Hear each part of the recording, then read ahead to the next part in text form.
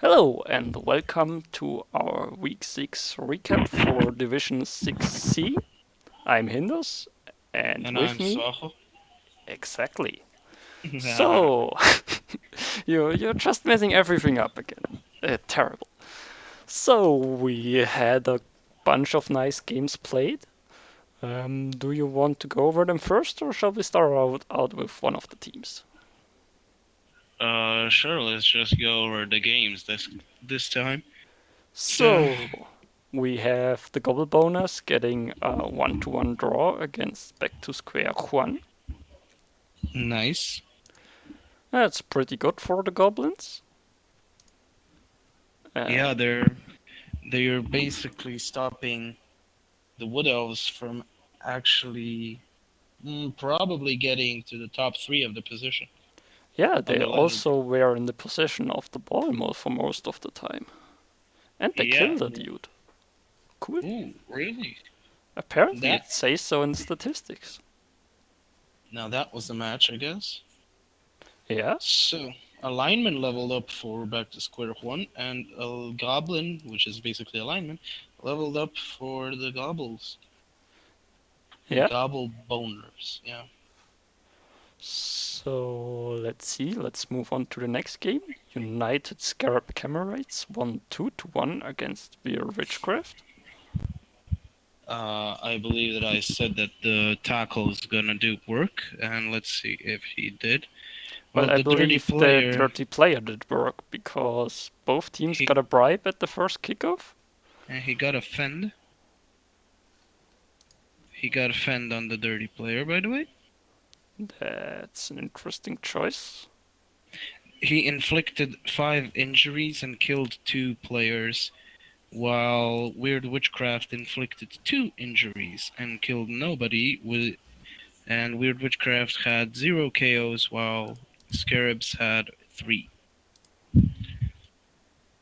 The ball possession was quite one-sided, basically, 75% and Yeah, 56% occupation of the opponent's half. yeah, I believe there weren't many elves standing at the end of the game. Not at all. Actually, he hit Weird Witchcraft actually got 3 casualties, but 1 was regenerated, it seems. Ah, interesting. Yeah, Well, and the Blitzer leveled up. and what's also really interesting is that Herringsword now has secured his second place, while Yacinde has fallen a bit off in the leaderboard. He's now in fourth place behind Radsta. Hmm. And well, let's move on to the next game. We have the Prof Paresthesia's Pet, who managed to get a 2-1 win over the Pampleford Parakeets. Okay, so Keji is keeping up with his opponents, and he's getting wins when they're getting wins, and he's killing hobgoblins and getting zombies, I guess. Yeah, and that Hobgoblin managed to steal the MVP, the Loner Of course. Hobgoblin, because that's always what happens. Too bad the Let's zombie ain't gonna get it. have a look at the statistics. Judging from the ball possession, it was a quite even match. Blocks And yeah, it was also. quite. Yeah, the Pampleford Parakeets got a few more blocks, but you can see that from the injuries and KOs that they have inflicted. Yeah, Yeah, a lot of hits, a lot of hits here in this game. 94. interesting. Yeah, But Keiji managed to pull off the win, and yeah, that's what counts. Nobody cares after the match if you had the better blocks and injuries if you don't get the win. yeah. And now let's see the Highland Avengers, who are, let's say, the more successful Chaos Wars, beating the Dazzle Wildstars, who are, let's say, the least successful team in the division. Well, Let's keep it at the least successful orcs for now, because we don't mean to make And Radsta the sad. only, well, the only orcs, well, we So can say let's the we say he's the greenskins. best orcs in the division. That's something Yeah. good to say. So this was quite a pounding from both sides. Ooh, 68 68. blocks to 38 blocks. That's a number. Yeah, and he didn't get much out of that. He got a pass. I mean, something at least. Yeah. Uh, he got some SPP, not a lot, Not too bad. but some. And well, yeah, I'd say that this was a little bit unlucky for the Dazzle Waxtas yet again. I mean, basically like 70 blocks to 40 blocks. So 30 blocks more, and he has the same amount of armor breaks, if I'm correct. Yeah, in the results page it says 16 armor breaks to 7 Oh, armor breaks, so yeah, but he has the same amount of like casualties, yeah, the not Chaos injuries Dwarfs from. were way more efficient with their armor breaks. Yeah, Radsta and the probably Bull just Centaur, got stuns. and the Bull Centaur actually got MVP. So yeah, that's always nice for the Chaos Dwarfs. Also, And somebody died on Radsta's team. We will see they did later. indeed. We'll see that later. Let's hope it isn't a positional. And Angels of Lilith versus Revenge of Power Up, and Ratsta actually beating the Angels of Lilith. Oh, I confused the name. It's of course Radsta is playing the Chaos Yeah, and not the 10th for you meant parties. Organized Crisis, right? Yeah, Yeah, I mean, those two names are totally similar, and everybody can understand why you would confuse them. yeah. And Ratsta, we know that you're not playing Chaos Dwarfs, you're playing Chaos. I just wanted to see if you're paying attention. Yeah, sure. Uh, so, whoa, holy moly. Whoa, We whoa, had a whoa. leap. And what's this? Yeah, one of the vampires picked Leap. And what's this? That your opponent did more successful passes than you. You didn't even try a single pass. What's happening with you, Ratsa? Ratsta, did your big brother play for you? He probably did. He probably did. Classic Ratsa, always getting other people to play his games. Ay, ay, ay. So, I guess we should look at the. I killed something turn 1 or 2, though. That Yeah, was congratulations, McNaughton. McNaughton. Good thing that you remember what it was and made our job easier. Thanks. Well, something is a pretty good description of a player. Yeah. Let's see Mr. Something and what he's doing in his life. Should we start with the Highland Avenger, seeing as that he's here, and then we can move to Radsta, seeing that he's also here. Well, okay, let's start out with McNaughton. Also, Alda tried to bribe me to not go over his team because McNaughton was so impatient in the Discord chat. But It was the strength minus armor blitzer. Oh, you killed that dude? Whoa. Now that was a big deal. Yeah. Well, your team is looking really, really okay. I mean, you have movement, you have Mighty Blow and Block on the Bull Centaur. I'd probably go for Break Tackle, but Mighty Blow is also decent, I guess. I don't usually see them as that at the beginning, but they're okay with those skills. well, McNaughton obviously just wants to hurt people and destroy the players. Yeah, I this is mean, just he's all mystery setting game. up for his game against Yacinder to kill Fluffy Bunny. Yeah, unless Fluffy Bunny's dead, you never know. So, Black Pussycat Man has 11 out of 16 SPP, so he's looking to get that mighty blow fast. And, We also Bawbag is also close to a level, let's say. Yeah, what also is pretty good is the Movement 7 Hobgoblin. That can He, be really useful. He's probably carrier. Eh, McNaughton just says he's just using him to foul, so Oh, nice, nice, McNaughton. Sure, sure. Whatever you say. Uh, well, in that case, you can give it to the quasi movement value 9 players, and you can give dirty player to the Bull Centaurs.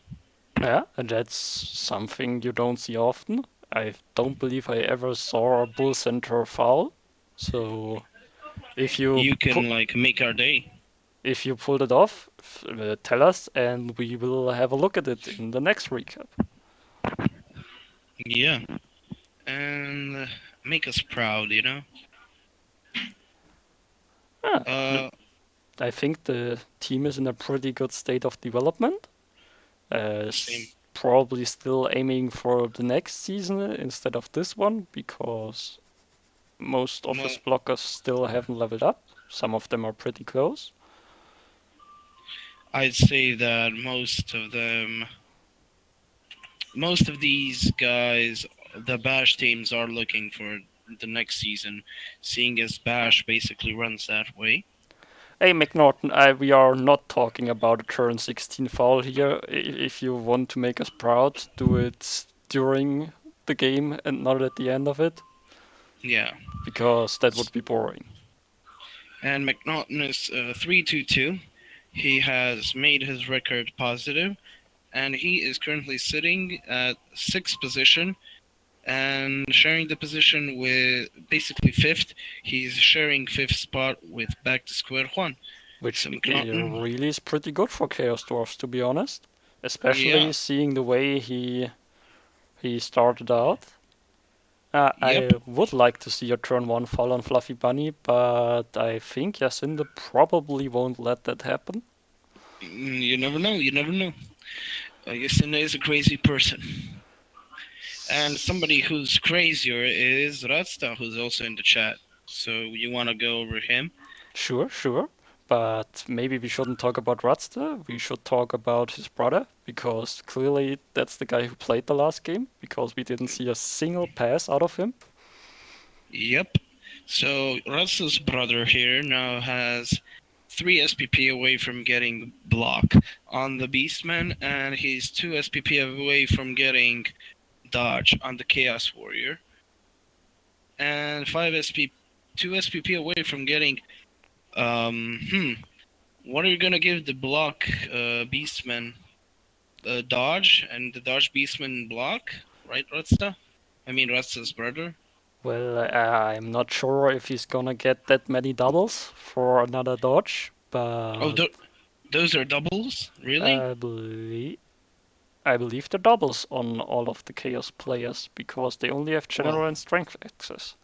and mutations.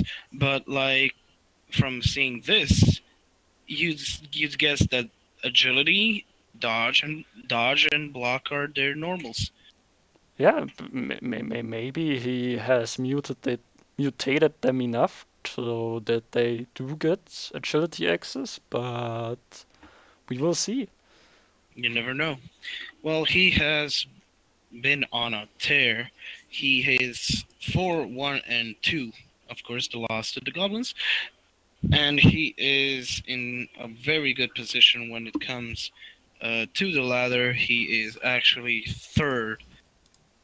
Yeah, he had a 3 game winning streak. That's something you can really use to climb the ladder. And he's only 3 points away from first place. So, uh, Kichiru's and Herring Sword, you guys should watch out for the Yeah, for the rather chaos. unknown coach Rodster, or the much more unknown coach Rodster's brother.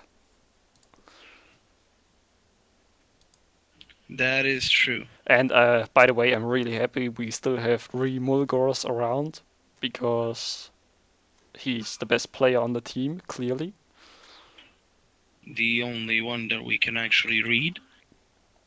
And speaking about reading, how are you about reading into Angels of Lilith?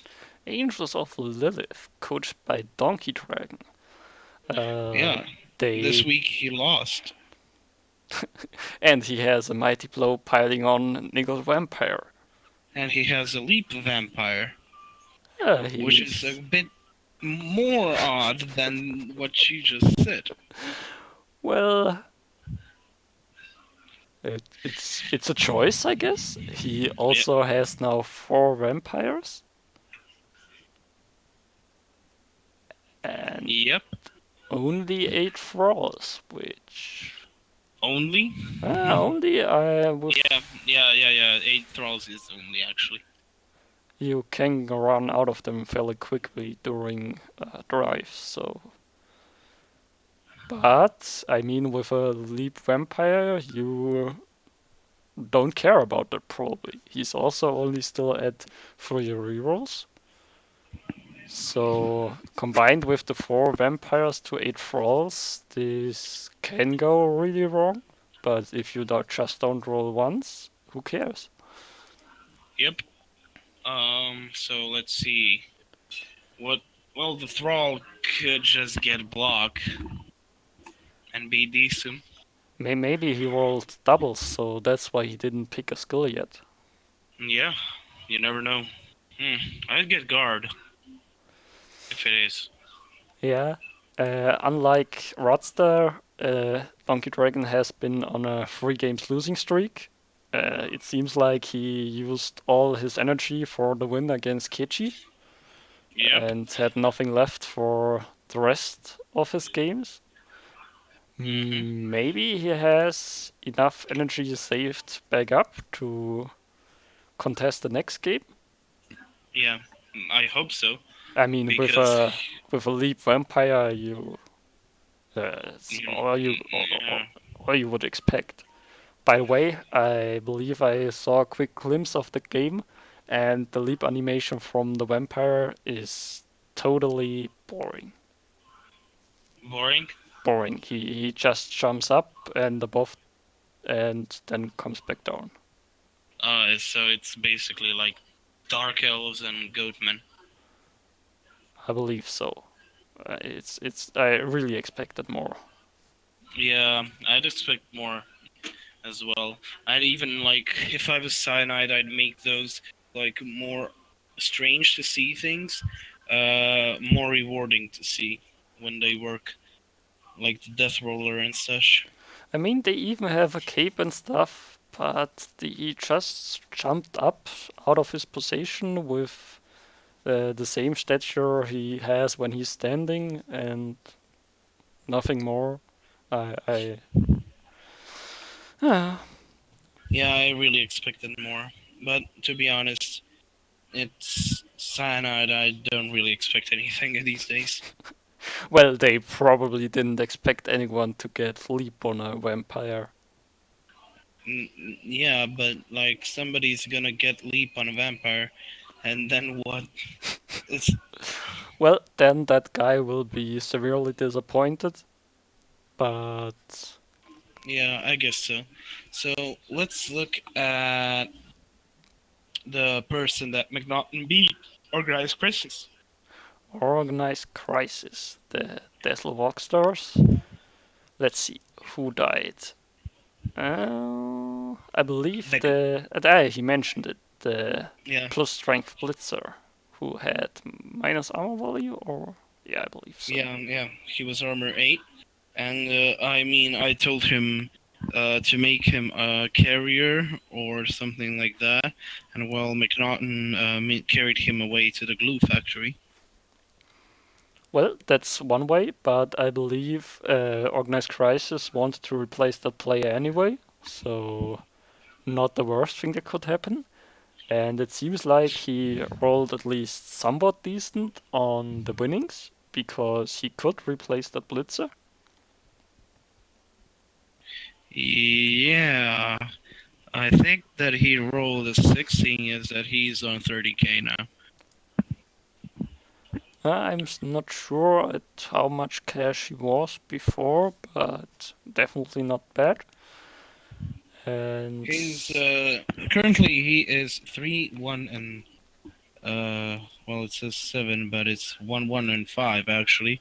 When you remove the Greenhorn Cup things, so he is 115, and yeah, he is currently occupying the bottom of the division with the Pampelport Parakeets of Anderson.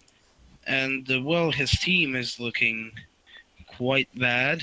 Is this a Miss Nick's game? Yeah, it's a Miss Nick's game on the thrower, so we're not going to see all that amazing passing play from the Orcs that they have shown for the past few weeks. And we are probably going to see, well, I hope we're going to see the Novel Stomped player get a level up. And, well, I'm praying to see a Black Orc touchdown, seeing that he is on for SPP, and maybe another Black Orc to level up with an MVP. You never know. You never know. Well, looking at his team and at the fact that he only has two team rerolls and now doesn't even have the sure hands thrower to pick up the ball, I believe he can't really afford to do any passing, handoff, or Black Orc pickup shenanigans if the ball Yeah, isn't really secured. So I'm probably doubt that we will see a Black Orc touchdown. I really hope that we see a Black Orc touchdown. Come on, Mike. It's something amazing to watch. An Agility 2 player finally getting his dreams and wishes filled with joy and happiness, seeing he can finally score that touchdown. But And all what it's about Bardruk Etent? He's only agility 1. Doesn't he deserve a touchdown? oh, he deserves a touchdown even more, and he deserves a strength up even more. So that he can like help the team out by removing the troll out of the team and getting an actual competent troll on Eaton hand. Yeah, Well, what do you think about that, boy? I guess I doubt that we'll see that happen because I'll doubt this team will exist next season. So, Yeah, but let's see the other team that's scraping the bottom of the barrel. If you're okay with that, sure. Anderson, Anderson, the Pampleford Parakeets, the other dwarf team in the division. the better-looking Chav team, if you ask me, but the less successful Chav team at the same time. Yeah, Uh, he, McNorton he is showing us that you don't need all the skills to win your games to get good scores. He probably just had the luck he needed, but this team is really looking scary. I mean, he has a plus agility hobgoblin. He has two clawed blockers. He has strength up on another blocker. This is just looking amazing, at least for next yeah, season. yeah. I hope that he catches his break next season and gets into a decent division where he can actually pow and maim and kill absolutely everything in front of him. But I guess we also can't be too harsh on Anderson because in his last three games he got a score of 1-1-1 and he only lost against the leader of the division, Kichirus.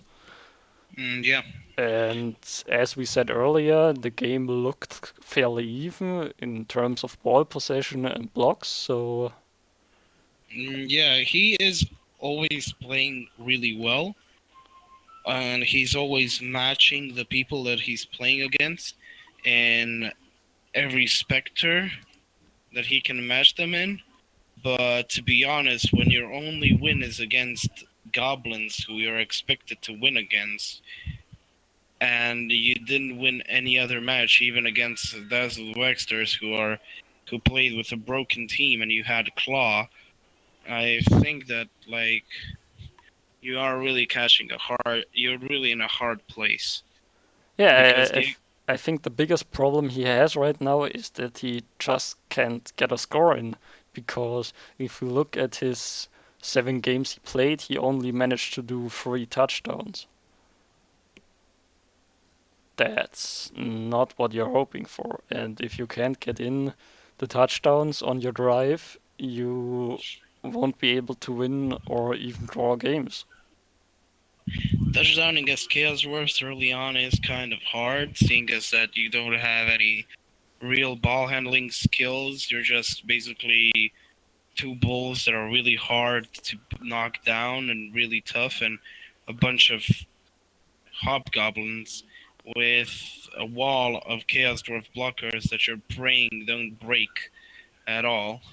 Well, And when you he when you he see he when you see has, this team, yeah, when you see this team, you're like thinking, oh well, this guy has a score of like 4-2, 4-2-0 or 4-1-1 or something like that, you know? And yeah, then you go and you see 1-1-5. yeah, not what you're expecting, but well, I can only hope it goes up for Anderson. He should Yeah, have the tools at the moment to pick up the wins. He has the Agility 4 block Hobgoblin, which is a great ball carrier.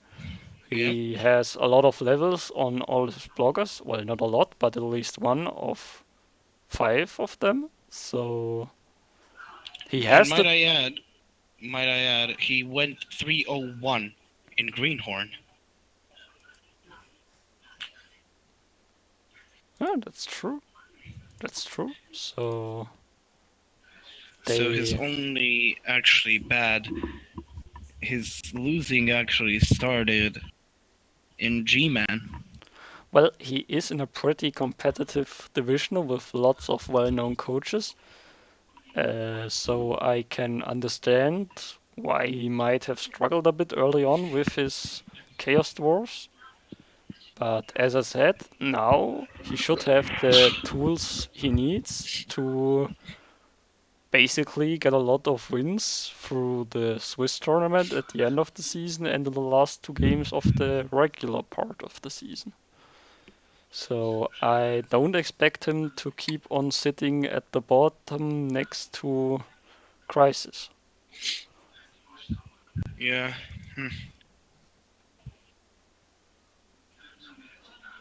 I really hope that he actually gets this team out of the gutter, because this team has so much potential. It really should not be scraping the bottom of the barrel. But it's going to be really hard, seeing as that, like, well, actually, one win makes him seventh. But yeah, we don't know if he's gonna get that one win, and we don't know how the rest of the division is gonna form up. And Because in currently in that 8th position we have Toskai with his goblins, and yeah, he has been doing fairly well with his goblins. 1-3-3 isn't a score you would say is bad for goblins, especially in a competitive division like this one. yeah, yeah. So He basically has two wins, seeing as a three draws is just like a win. So that's, and in this division, when you see Chaos Dwarves, when you see basically better teams than goblins, let's be honest, you just cannot not be impressed by how well Tosca is doing in this division. Yes, he is eighth position, but dude, like, he isn't doing bad. yeah, and if we have a look on his team, he has a few really decent players. He has an agility 4 sure feet goblin. He Yeah, has a fanatic with mighty blow who can really hurt his enemies. We have a goblin with catch, probably for the 1 turn touchdown attempt. And we also have a troll with grab. yeah. I mean, his team isn't looking that bad because they are goblins, and well, like, they don't have a lot of levels, but the levels that matter are the mighty blow on the ball.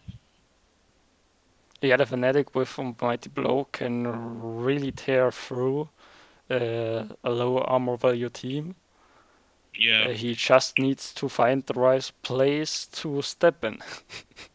Because yep. sometimes he just circles around the enemies and doesn't hit a single one. Well, if he gets into a scrum, he's in a really good position then. And yeah, then the Mighty Blow can actually start three-dicing stuff at once He, without giving a care. yeah, and he also has a goblin who leveled up through the MVP, I believe. Yeah, So it will be we interesting can, to see what skill he will get.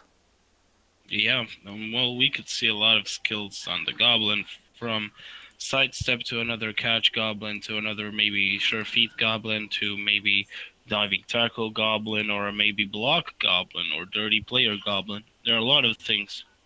Well, he only has agility access on a normal. What would you pick Yep. on a double for this goblin? I mean, I said like you can go block or you can go dirty player. It depends on what you like. And like when it comes to normals, I'd just grab sidestep or diving tackle. So you're saying if you rolled a double, you wouldn't pick fixed skull.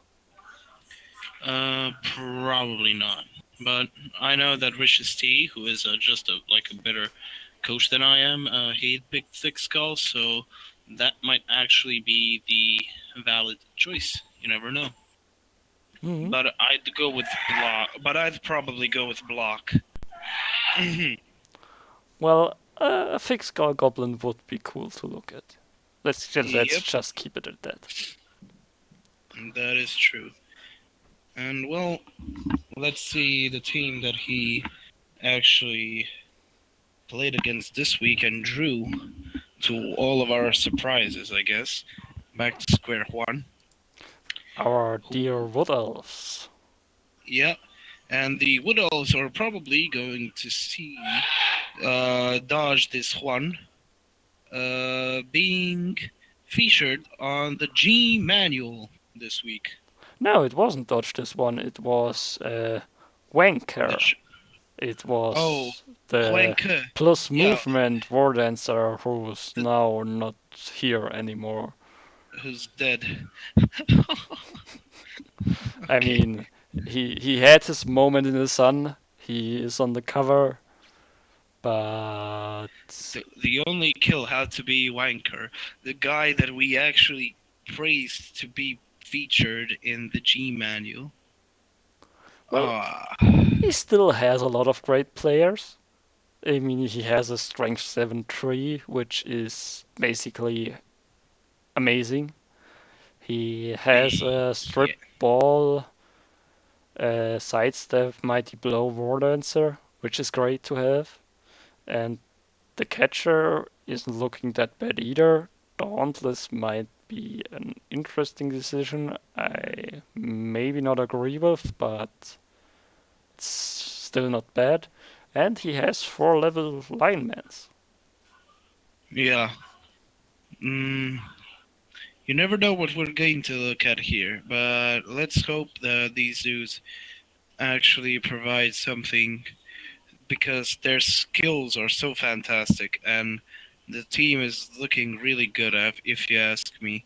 But the results aren't showing, and that's, I guess, the problem.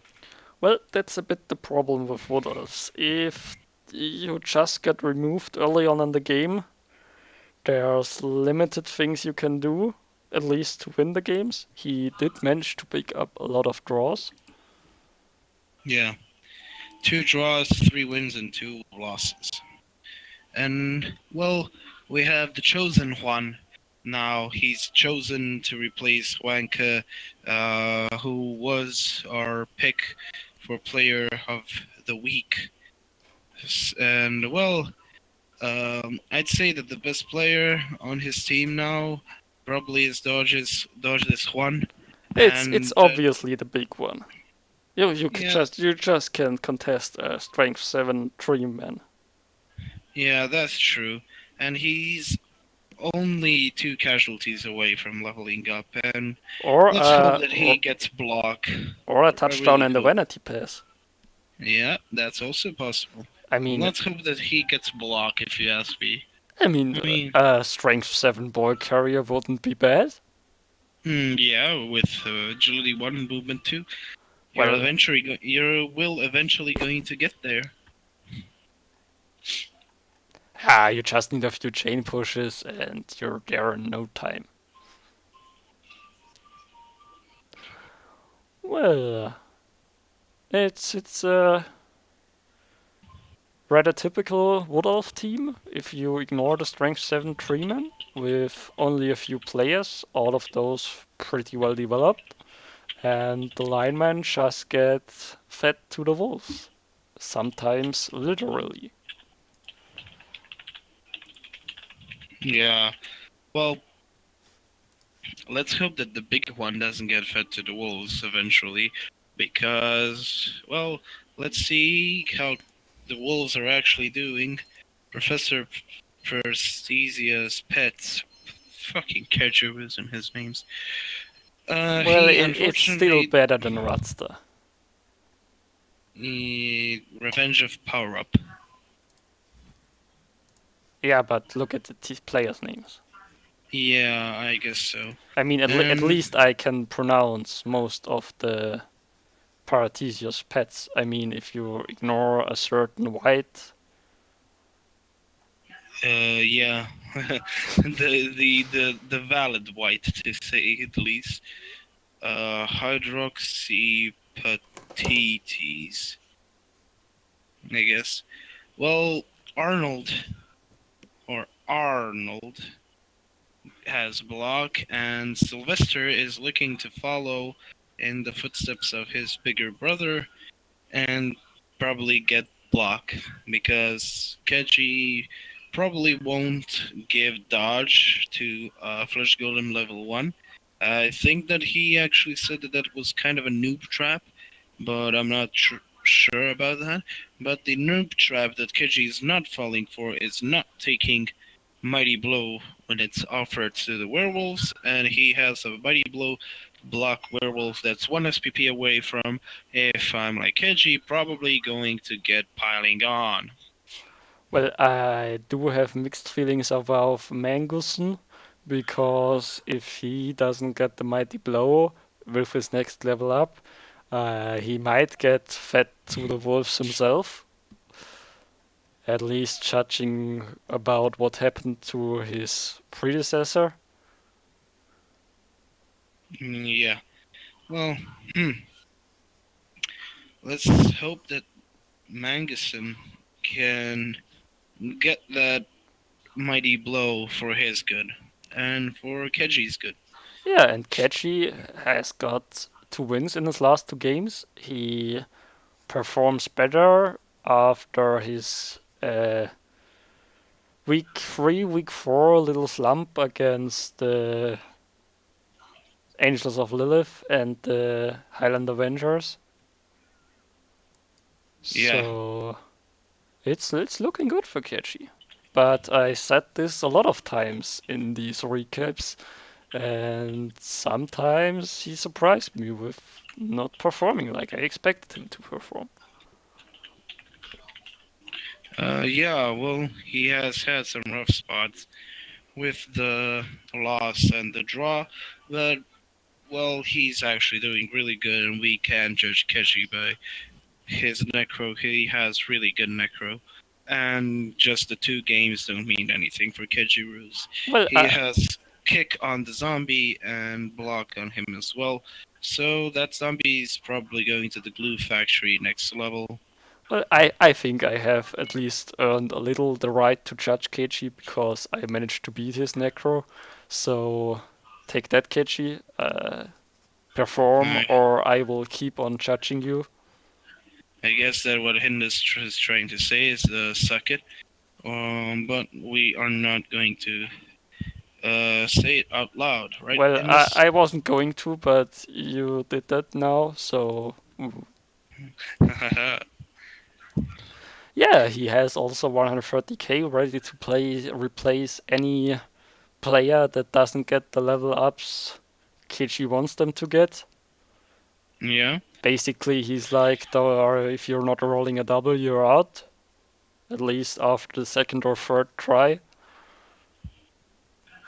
Yeah, that's actually how Necro most likely Yeah, do their jobs. I'm not saying it's wrong. It's still a bit harsh because all Magusten was trying to do is do the best he can, and he just didn't have it in him to get the mighty blow, and then he goes to die Yeah, well, just because it's he it's couldn't get a mighty blow skill.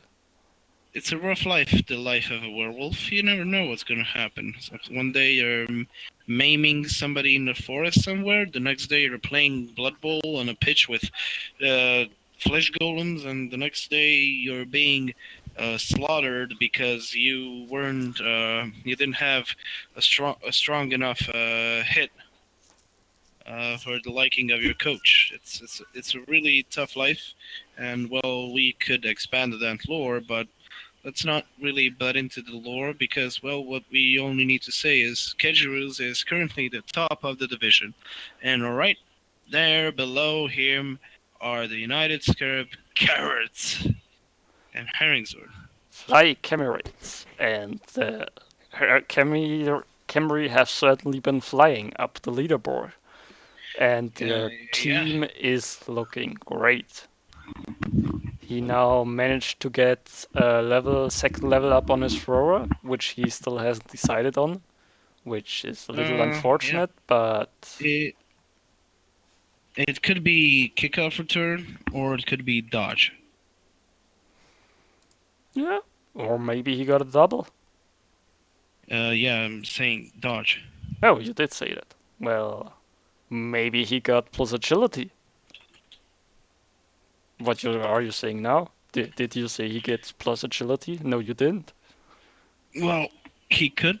He could get it, or he could get strength. And you didn't say that he could get strength or movement or armor value. Well, let's be honest. No matter what he rolls, he's gonna go for thick skull because that thrower is envious of all his skeleton friends who have a thick skull. I mean, just look at his face. He's Yeah, missing a yeah, bit of he's his broken. skull. It's a sad life for a thrower these days. All he wanted was to have a full skull like his friends, and he's sitting there. No, he won't get thick skull.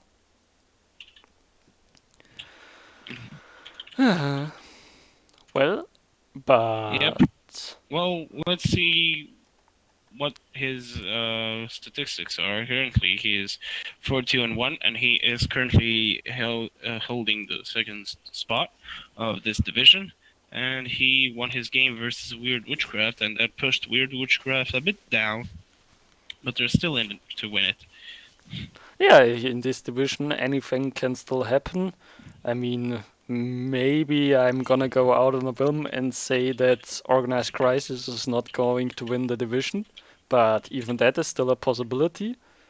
It's only a 4-win difference, and we still have 6 games to play, I believe.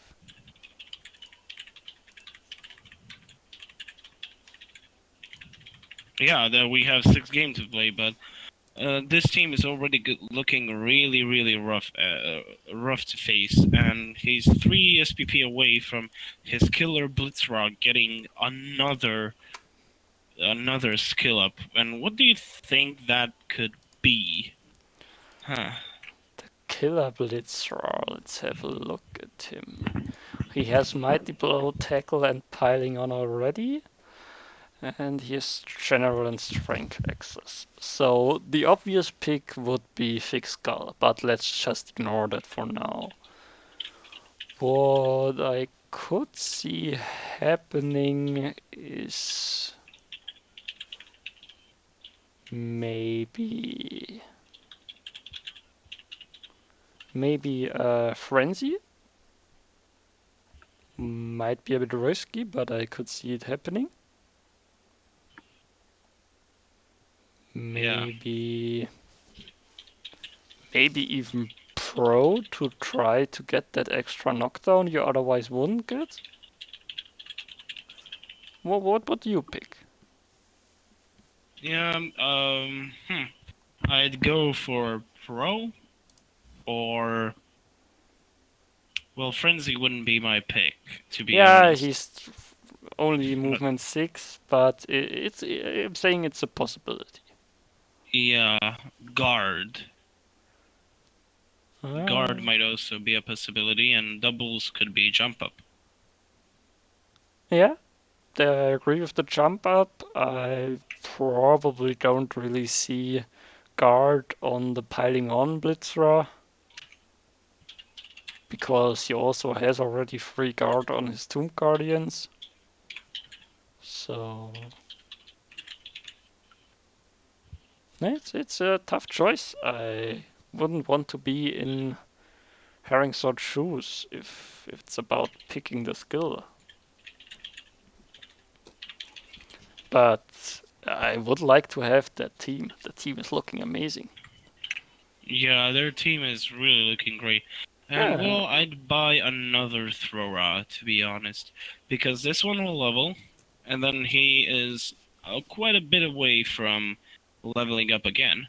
But the new Thrower is quite close to it with 6 SPP, and that's 2 touchdowns. And if he levels, well, okay, the first level can be blocked, but then he gets another quite fast level up, to say the least. Like it is quite fast to 16, especially for the ball carrier, who's supposed to be touchdowning. And well, if he gets to 16, then he gets another roll. This guy, that's a span of 16 SPP. That's the same span that this guy needs for his next level up.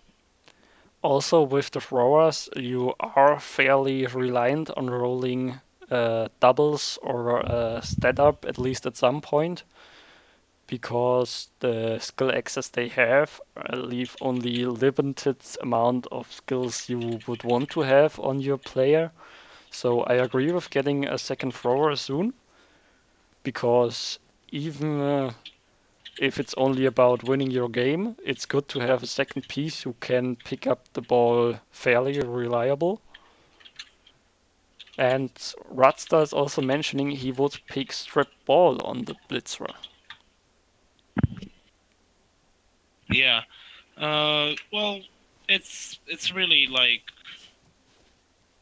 strip ball is a really decent skill, but you need to look at who he's facing next in order to like see if strip ball will be actually of any use. But I'm still with either pro or guard or jump up. One of some of those, or maybe strength. You never know. Maybe he's lucky. And well, judging from Herringzord's current state, he is quite lucky. And Well, let's see. shall we Yeah, finish out the division with a look at the leaderboard and then do a quick. dude, with witchcraft. We still. I forgot about Yacinder. I'm sorry, Yacinder. I'm just trying to hide Fluffy Bunny from Anderson and not Anderson, McNorton because he's out to kill Fluffy Bunny. It's basically just witness protection. Yeah, Well, let's look at his team. He has some quite nice looking blitzers. He his has. blitzers are way better than mine, and I have a piling on mighty blow blitzer.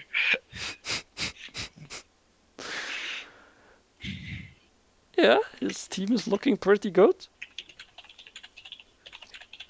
Uh, 3 blotch blitzers already. He also has a blotch witch elf, a strength 4 blitzer with guard. I don't think you can ask for much more on a team this early on in its development. Yeah, you really can't because you'd just be greedy. And well, he isn't really full. He doesn't have a full roster, but he really doesn't need that much. Like a full roster, he doesn't need that much. And if he gets an MVP on a loner, he has the money. He can buy the loner. And yeah, his team is looking really good. A lot of Blodge. He is missing Blodge on Escape Artist, but Fluffy Bunny looking very good. 1 SPP, basically 1 pass away, and which Rose is 3 SPP away, so just 1 touchdown. So just pass with Fluffy Bunny to Rose and make Rose touchdown. I think that Yesinda can do that. Yeah, And it should be doable. He yeah, definitely has still ways to level up his players. he And is 403. uh, That's really good, to be honest. yeah, still uh, Yeah, still in the running for the playoff spot. He has a good chance with his team. He has tough competition, but he certainly is the coach who has the capabilities of pulling that off. He yep. just needs to not get his full team removed in the first half when he's losing. Yeah, that's true, but that's easier said than done, to be honest. And well, I mean, Yacinda is in a great position, and when we are talking about positions, he is Now we currently can get to the fourth. leaderboard.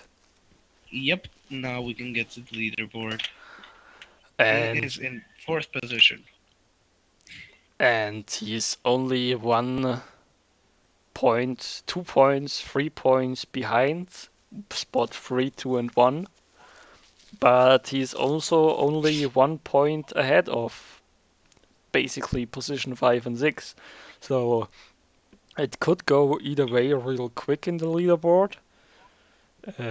Certainly every match counts.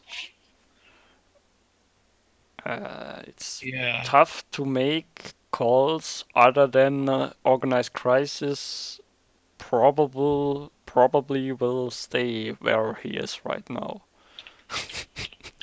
It's no offense to organized crisis, but he just doesn't have the team to do much in this really competitive division. yeah, that's true. And I'm still a bit And surprised that Rodstar is in spot 3 right now, but it yep, certainly helps if you can sub in your big brother if you need him to. yeah, his big brother playing games for him is always nice because he has started to get a decent score. He has won the last 3 games, he said, and well, his big brother obviously knows what he's doing.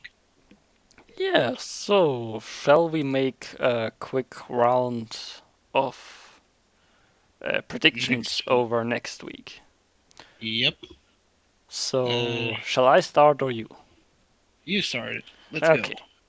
The Dazzle Waxsters against the Gobbleboners, the match of the bottom of the division.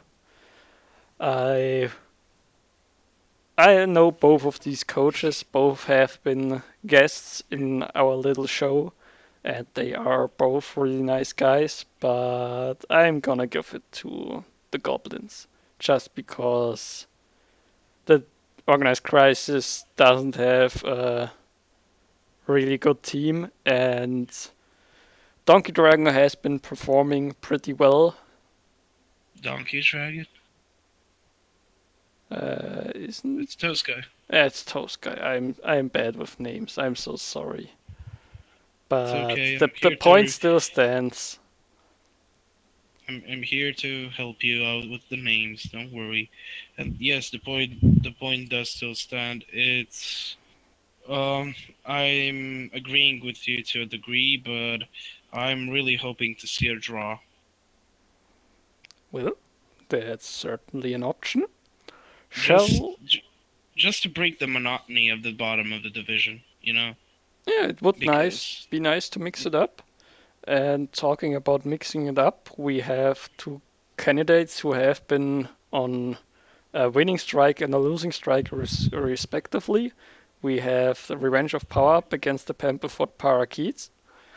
Who are you going to give the it to? I'm really hoping that Pamperford Parakeets win this one, and I'm rooting for them because they have such a good team, and It'd be a shame if they can't outbash Chaos with more Mighty Blow and punish Rasta for not taking Mighty Blow like Jimmy did with his Chaos. Uh, if I was only looking at the teams and not on the names on top of those teams, I would agree with you. But there is a trend in both of these teams, and I think it's there for a reason. And I'm actually going to give it to Redster. I think he got a few nice pieces now. He has a bunch of block and not only dodge, and I think he can pull it off. Yeah, he might be able to put it off, but I'm really hoping that that monotony of the bottom of the division finally gets broken. And that's why I'm going with the Pample for Parakeets. Well, I'm just hoping for at least some consistency in this division because I really have been surprised a bunch of times in this division, and I just want to keep it consistent and nice and predictable. Yeah, just like you. Nice and predictable. Well, what's that supposed to mean? Nothing. Well, if it means nothing, then let's just move on to the Angels of Lilith, coached by Donkey Dragon. See, I got it right this time. Okay. Against the Weird Witchcraft, coached by Yacinde. Yep, you got those two right, and let's see if you're gonna get it right with the call, because I'm calling it for Weird Witchcraft. I'm gonna agree with you there. I do like the Leap Vampire. It adds quite a bit of fun, but fun isn't going to win you games. And I think Yacinde is hungry to get the win back. He just lost to jump back up in the standings. Yep, he just lost, and he needs that win more than anybody in the division. Well, except for the guys at the top, but you understand, he really needs that win. Well, who Just also really needs that win is Pyro TJ, the coach of Back to Square One, because he has been slacking off a bit in the last few games. And he's up against McNaughton with his Highland Avengers, who has been getting a few points for his team. yeah, and I really don't like seeing McNaughton win. So that's why I'm going with supporting the Pyro TJ cause and helping Team Juan actually be number one. I'm gonna agree with you just because McNaughton was annoying me before the recap to do the recap, and so he doesn't deserve to get the win. So go Pyro TJ. Yeah. And for last, we have the matchup first place against second place, Necromantic against Camry, Kichirus against Herring Sword. Who are you Oh going to my give it god. to? Oh my god. What a game. What a game. The featured game of 6C and probably 6D as well. I'm going with Keji. Well, do we I get any reason, or are you just going with Kichi? I'm like going with Keji because Mighty Blow Claw, because I know him longer. Yeah, that's basically it. And because he taught me how to play. Well, that's certainly a good reason to believe in Kechi, but can you just ignore the magic that is Herring Sword's Camry? That can certainly not be ignored, but scores are quite even for these two. And this is actually basically means that if Keji wins, Herringzord can fall right down to 5th position. Well, if Herring Sword wins, he's up in first position. Yeah, and Keji is then tied. It then could be tied with 4 guys. I see at least some magic happening, so I'm gonna go with the draw here, which is, in my opinion, a good call for first against second place. Both have proved they are capable coaches, both have good teams. I don't see a reason why we wouldn't get the draw if Nuffle doesn't intervene, so yeah, I'm gonna go with the draw. With the draw? Yeah, well, that's the last game. That's the last of 6C. Let's see how 6D is working out.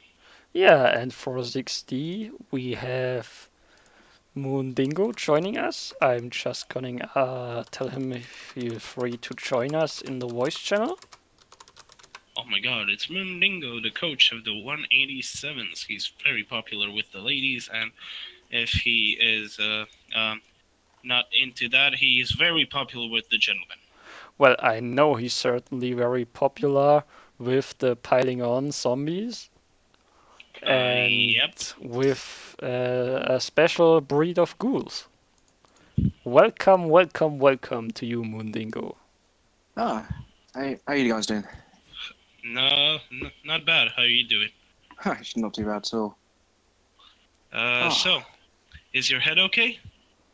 Yeah, I mean, I'm getting punched repeatedly in it over the last few matches. It's been a bit rough.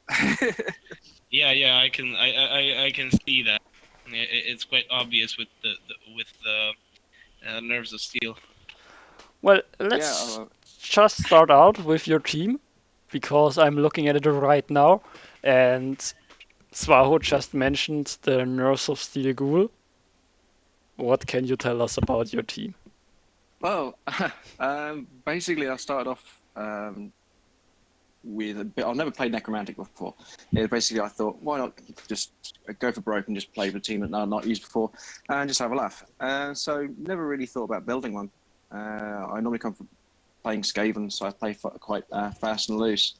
So I went primarily with ghouls and whites instead of going with flesh golem, and hence why everything was a bit very high maneuverability and low armor, which was a mistake. But I've been playing this game for ages, so just tabletop and video games, and been chatting with some of my friends online, and I decided to put my level ups to a public vote, which is never a good idea, I found out. Hence why you end up with piling on zombie and nerves of steel as an experiment on a ghoul. Well, I have to say I'm a friend of your friend's decision. I love to see those different skills on players you otherwise wouldn't expect them to get them. Yeah, I was unfortunately with my zombie is no longer with us. As the first time I got to use him, he died in the first connection, which it kind of sucked really. I bought him, then we'd missed a game because of course for one of the guys I was scheduled to play against, the guys was the Amazing Men. Unfortunately, he's dropped out. So I didn't get a chance to actually use him in anger. And the first time I get to use him in anger, he takes a one punch to the face and that's it. And no resurrection. It was one of those matches. It really was. Between the two of us, we had zero recovery from it at all. We were both playing. As I was playing Necromantic, I think he was playing. Who was that match? Check to get the name of the team. He's playing humans? Imperishable 4. Oh, the Khemri.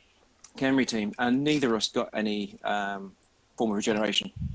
We failed every single regeneration roll between us. Okay. Sounds like an enjoyable game.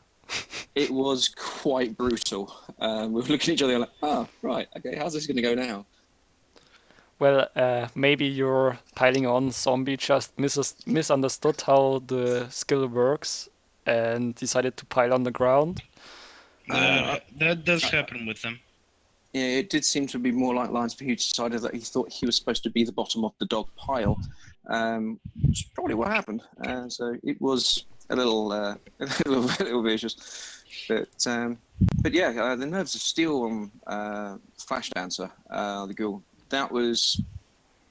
I'd originally intended to have one ghoul for running up a line, and the other ghoul or using one of the werewolves to throw the ball to him.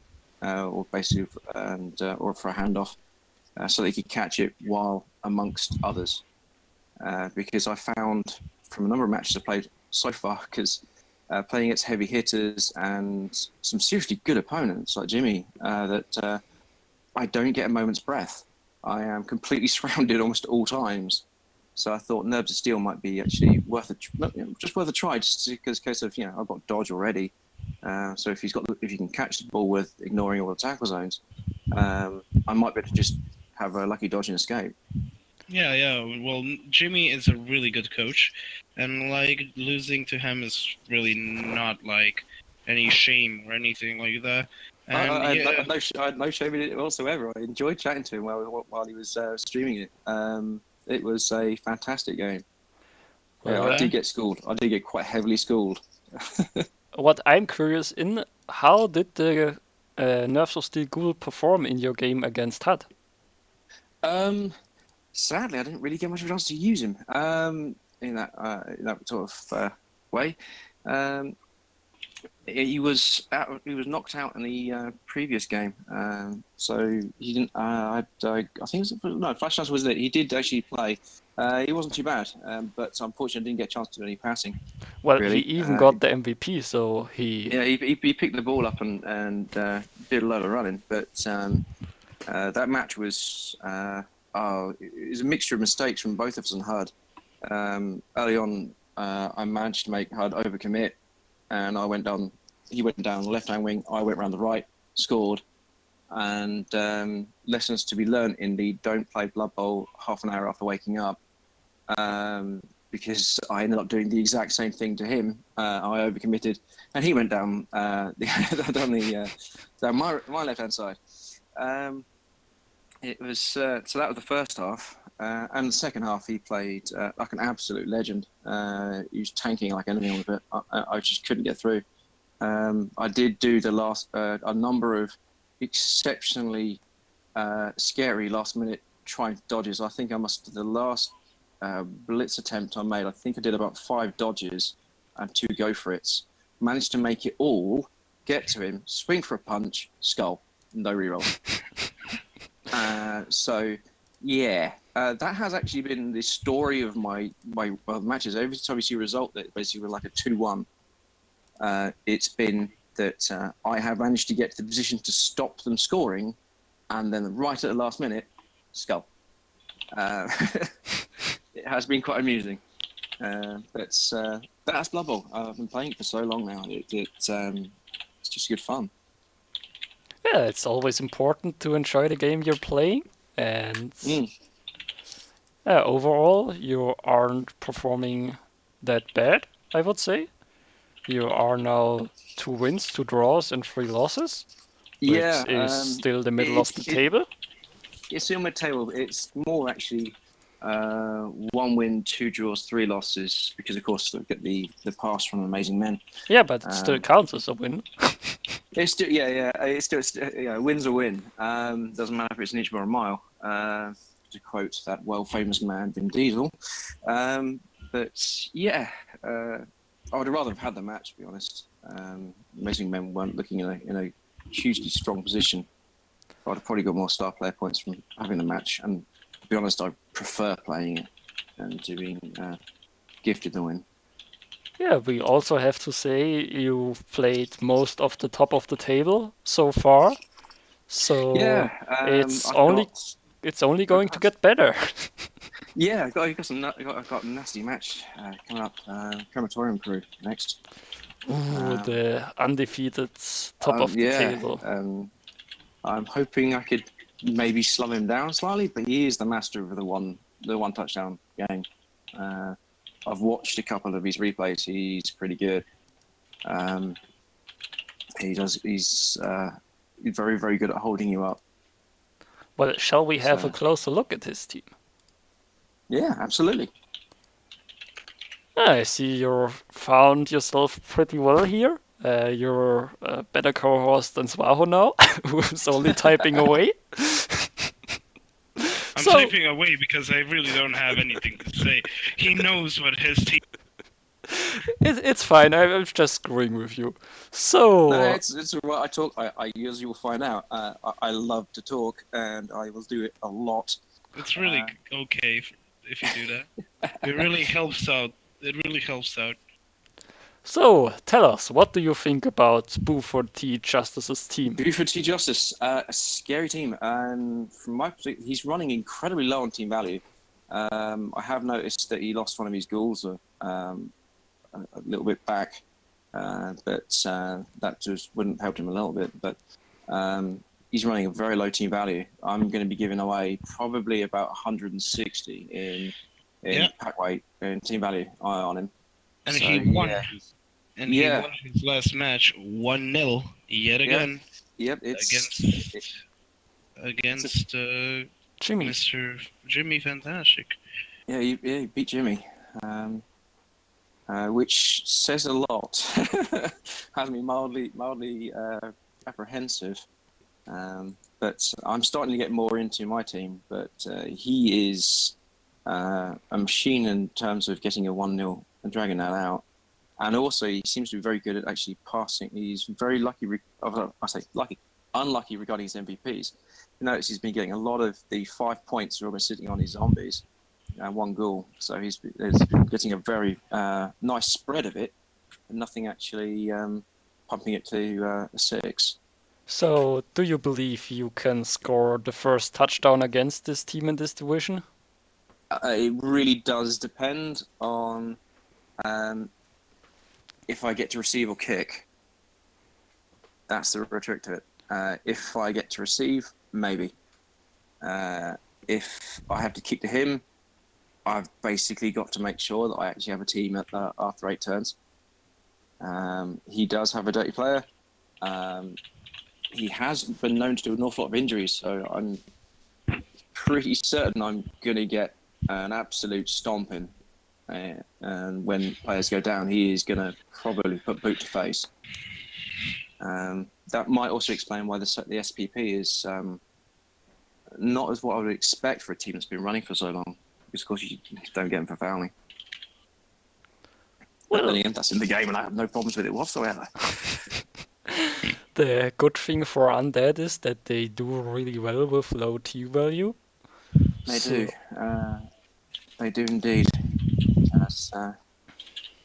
I had I have no problems with fouling either. The only thing I feel sorry for was I think it was Skella. Who was I played on the other necromantic team? I stamped on his flesh golem, and that didn't go so well. So you're talking about the Bash Buddies. Let's have a closer look at them. He has the other. Yeah, the other necromantic team who has quite a different build of players than you do. An optimal one.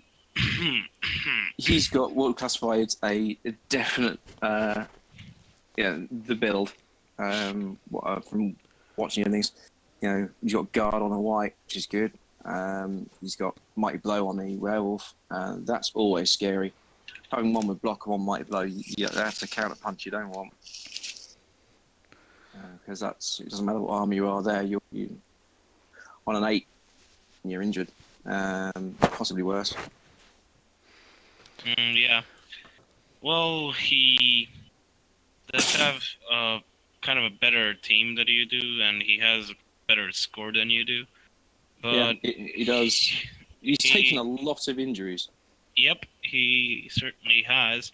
And, well, even with those injuries, his players are really close to leveling up.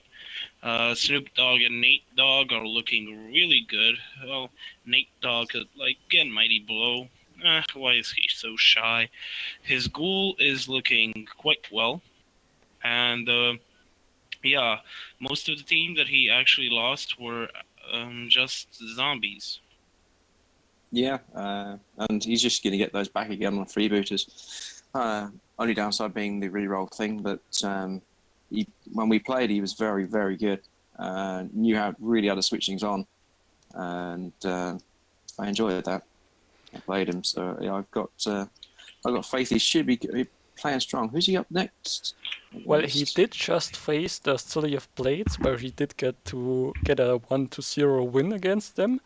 And I believe next week he's up against Flylord Servants. Ooh, that will be a tough matchup. For both of them, because Flylord Servants are facing Claw and Mighty Blow, while he is facing Mighty Blow. Yeah. And the Flylord Servants have gotten a few level ups. He still has that tackle level up first and on a Pestigore that I really don't like, and that I think most of the Nurgle coaches that I know wouldn't agree on. And, well, his team is still in a decent position to get some levels. He can still level up that Nurgle warrior. He got the guard on the Beast of Nurgle. He can level up those 2 Rotters. And yeah, he's in a pretty good spot. Yeah, it's I've got him after Krem. I'm not looking forward to it. Passing is not an option against the Nurgle team at all. Even for elves, it still makes you think twice. Yeah. I hate tentacles. Tentacles are really good. Like, they're really wonderfully good. I've been playing against a good buddy of mine, and he's got a Nurgle team. I've been playing on tabletop, and he managed to hold me close quite quickly. Try to surprise them, because Nurgle coaches most of the time, even myself, we get always surprised when somebody has the balls to actually hit on 2 red dice, the Beast of Nurgle. Yeah, so just remember that. I know, and remember you need to roll a d6 to start with, so always have a reroll available. Yeah. And, well, that is true. But, like, you never know. You can get it. You can get a hit, a really good hit, and that's basically it. After that, you can just carry yourself further on. Yeah, how do you say that name? Spasikaflaki. Oh, something like that. Helakeka, it's a heck of a name. The sad thing is that name really isn't the worst name we have in our recaps over in 6C. We have a guy who named all his players Imachudrungut or something like that. And he basically named every single player besides one like that. So. And the actual worst part is that is actually a default name that the pro elves get. Oh, that's that is quite amusing. Oh well, well, if you've got one name like that, and you seem to like it, you might as well keep using it. Yep, that is true. Especially if you want to annoy your recappers. And your opponents, you never know. Basically everybody who has to try to read or pronounce that name. Well, that Pestigore is going to be a bit of a pain though. Horns, block, mighty blow. Yep. That's a solid impact, but that's one that'll pop a ball free. That will. Yeah, and I would like to see tackle on that Pestigore, for example, but on the second Pestigore starting out with tackle, I really don't see a reason. Yeah, it's odd, but I think that I don't necessarily think that's his primary. You can tell his runners obviously that there's the first one, a second one. Probably just got tackled just as a anti-dodge aspect of things. He may have realised he didn't have any tackle and gone up against somebody that had dodge, and he's got it purely for the cover aspect of that. Yeah, but you still would prefer to have your second Pestigore as the ball carrier instead of the first pesty carrier you went with to be the killer. Yeah, you'd want something like that. Even though it's an interesting way he's done it. But hey, you've seen what my team's like. Yeah, and he isn't performing bad with his Nurgle, not at all. And right. so, who are we to judge? Shall we move on to the Hollywood martial law, for example, coached by Falkenberg? Yeah, sure. Hollywood martial law is still looking pretty decent, even We though he do has. have a new addition to the team, and it's big, white, and fuzzy. It's the tame bear, Sammo Hung. I really want to know where he's getting all of these. All of the names from. This guy obviously likes kung fu and 1980s karate movies because Chuck Yep. Norris, Bruce Lee, Jet Li, Tommy Zhao, Bala Young. Yeah. Well, For Michael J. White in there as well, but we won't ask questions. Michael J. White does have like an action movie, but it's a spoof, Black Dynamite, and it's a spoof on blaxploitation movies. So I completely love that movie, to be honest. I mean, the one name I'm missing here is Kung Fu Panda. I mean, you can't talk about Kung Fu and not mention him. He missed the opportunity of naming the bear Kung Fu Panda. That's true. Yeah, that's. But, I mean, there isn't even a single piece of stair on the pitch, so. Yeah, that's true. Well, he is close to leveling up his like agility lineman and his wrestle lineman and his blitzer Bruce Lee, and Jet Li is also close to leveling up. All of them could get a lot of firepower with just with that one level. Yeah, he's what he is missing. He's missing quite a bit of block. But his blitzer's got that covered. Yeah, well, I think his biggest problem is his high turnover rate on players. I think he has been losing at least one per game so far. Yeah, which is exceptionally unlucky considering his AV is 8.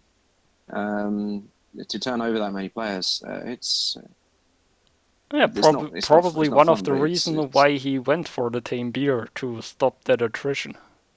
Yeah, reasons why I've gone how I often in the World Cup qualifiers was because I thought that would stop attrition. Oh no, it didn't. Yeah, it's an interesting team. I've had to go with playing as these guys. Let's playing as Kislev. They're great fun. They really are. And flying around the top and jumping over everyone. But well, I believe you haven't faced them yet. No, they are up and coming. I think they may actually be the last match. Second to last match of the season, I think, for me. But that'd be good fun. Yeah, I'm sure it will be. The tame bear. I do like the tame bear. It's basically the same as. It is a crux. It's a rat ogre, isn't it? No, it's a crux. It's a Cruxigur. Because it doesn't have frenzy. He has just bonehead and the tail. Yeah, and the tail. And well, yeah, he thick skull. Yeah, it's. Yeah, the arm value 9. Still, not everybody would agree with getting a tame bear on Kislev. Actually, a lot of people dislike him. Andy Davo had a tame bear. He played with it quite a bit, and to be honest, when you level it up a few levels, like when you get guard and when you get stand firm, he is doing the same job he's been doing all along. So you're really not getting anything unless you're getting doubles. And then when he went piling on, and the bear just didn't do anything to continue with that. So It I guess really break tackle is. is probably a good thing. I think break tackle would be a good thing for it. Yeah, break tackle would be really good for it, but you have to like see the skills that it has, and it has a prehensile tail. So most of the time, it likes standing just in one place. Most of the time. Yeah, trying to stop people trying to bring past it. It's not bad for intercept though. Movement 6. Yeah, it definitely is a great roadblock, and for the less agility heavy teams, it's quite hard to get away from him. Yeah, against the undead or anything like that, or especially Camry. Oh, that's a nightmare for Camry. Well, Camry maybe just have the tools to knock him down with Tomb Guardians, but let's say Amazons, for example, will have really trouble with a Tame Beer. Yeah. Well, he did play the Victims of the Sun this week, who managed to get a win. We didn't expect that one because let's have a look at the team. It was quite beaten up. It's still really beaten up. He has only 6 rostered players for his next game. Yeah, but you've got to think about it. Both teams have actually had really rough runs in terms of keeping people going up and running. So them actually going against each other, in theory, it should have been quite a tight match, which does actually look like it was. Oh, and do you see the minus armor value he got on his agility blitzer? Bright Star, yeah, and also on Fisher Boy Bob as well. He's lost 2 AV. So that was a high cost match for the win. Yep. 2 AV? What? He No, lost. Fisher Boy Bob, he's got -1 AV on him. Sir Bright Star, he's got -1 AV on him as well. Oh yeah, you mean like that. Yep, Yeah. that's true. Well, to be honest, you probably don't really care about the minus armor value on Fisher Boy Bob. Because lineman, it's 40k. You might as well bin him. Yeah, and he's got 120k available. Though he's going to be saving for a replacement for Bright Star, or maybe he will probably just get the 4th blitzer first. Yeah, because he only has 3 blitzes and 3 blockers. You really want to have all your positioners as Brett. Yeah. His next match would just be 3 blitzers again. He'd still be 3 blitzers, 3 blockers, and almost entirely fielding loners. The worst part is that he really can't just ditch the blitzer with the armor break because he is agility and that is good, and also he doesn't really have the money to replace him, and even if he did have the money to replace this blitzer right now, he'd still be at 3, and 3 is less. 3 is less good than 4. Yeah, and you have to compare it. The minus armor value plus agility blitzer are still way better than the loner lineman you would get instead of him. Yeah, the options are much better. What's really not better for him is his next matchup, because he will be playing Jimmy Fantastic this coming week. And I could really see him losing a few more players in that game, because if we have a look at Jimmy's team, it's not a team you want to play against. To be honest, it was a team I wanted to play against to start with. I wouldn't want to play against it now. That's for certain. Jimmy's doing a really good job at it. He's had some turnover though, unfortunately. But that's kind of what you get with Chaos. Yeah, especially if you go with Mighty Blows and Claws first and don't go with the block. Well, I was chatting to him when we were playing. He was sort of aiming towards the fact that he was going for a canopying team. Which is exactly what he's got. Yeah, he actually likes that a lot. He's playing Chaos in CCL in the Champions League. He's playing it there, and he's basically doing quite similar stuff, but he is actually just getting block on a few Chaos Warriors as well. So I guess that he's aiming for block, mighty blow, on those guys, on those 4 guys, and then make them the same, or just like give them mighty blow, claw, and while the block guys get guard. But he's seen the whole division and probably seen his next matchups, and he didn't beat the Crematorium crew, even if that would put him number 1. But did he did perform very well, I guess. He did lose 1-0, and the Crematorium crew has an overpowered team in the beginning with Undead, to be honest.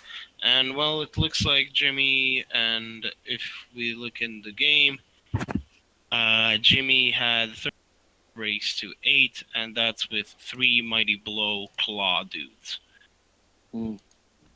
Yeah, you'd have hoped for a heck of a lot better options on that. Yeah.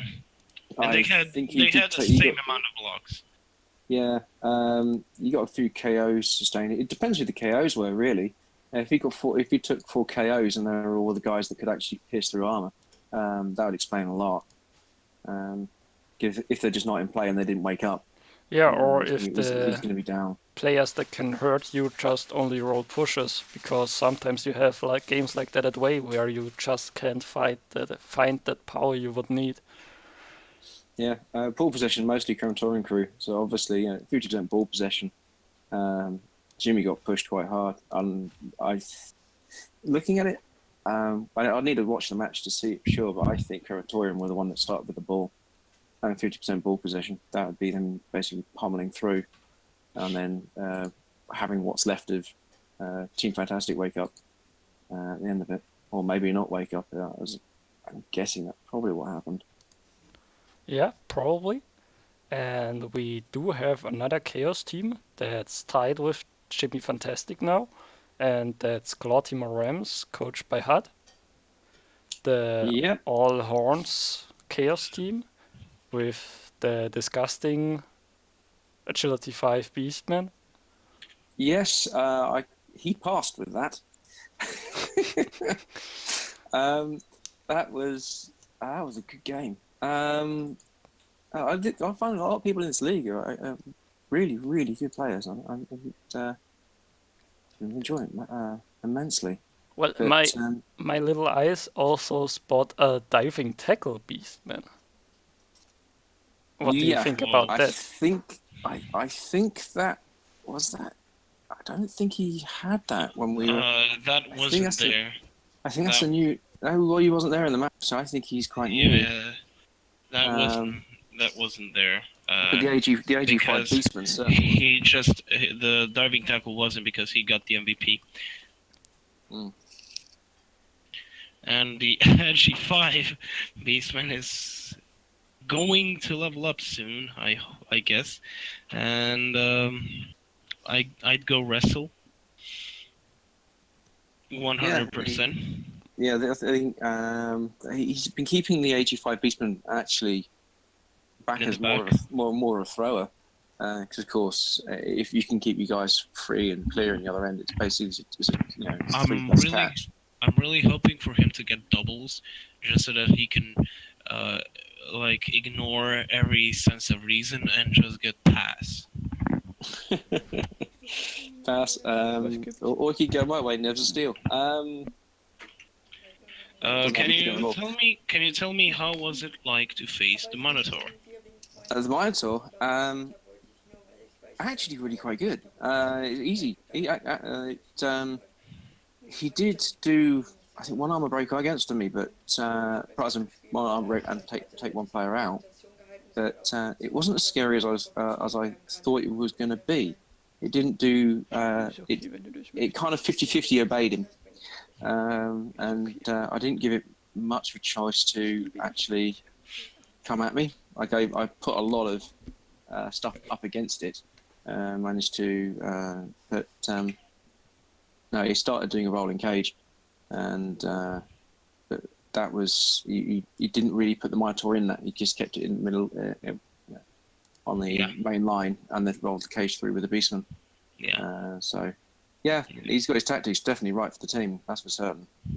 But Minotaur, yeah, it scared me with Claw, but especially with Mighty Blow. But if it had obeyed him more, it would have done me a heck of a lot more damage. But that's what you get with Wild Animal. Well, what's You guys. also interesting about the Cloudtimir Rams is they have 210k in the bank. Will we see a stadium upgrade coming, or what do you think will happen with that cash? Don't know. I think he's sort of keeping it just in case he loses a major player. Yeah, but Loses the Minotaur. he has no real major players, maybe besides the Minotaur, but I think you can also do with playing without the Minotaur for a while. Yeah.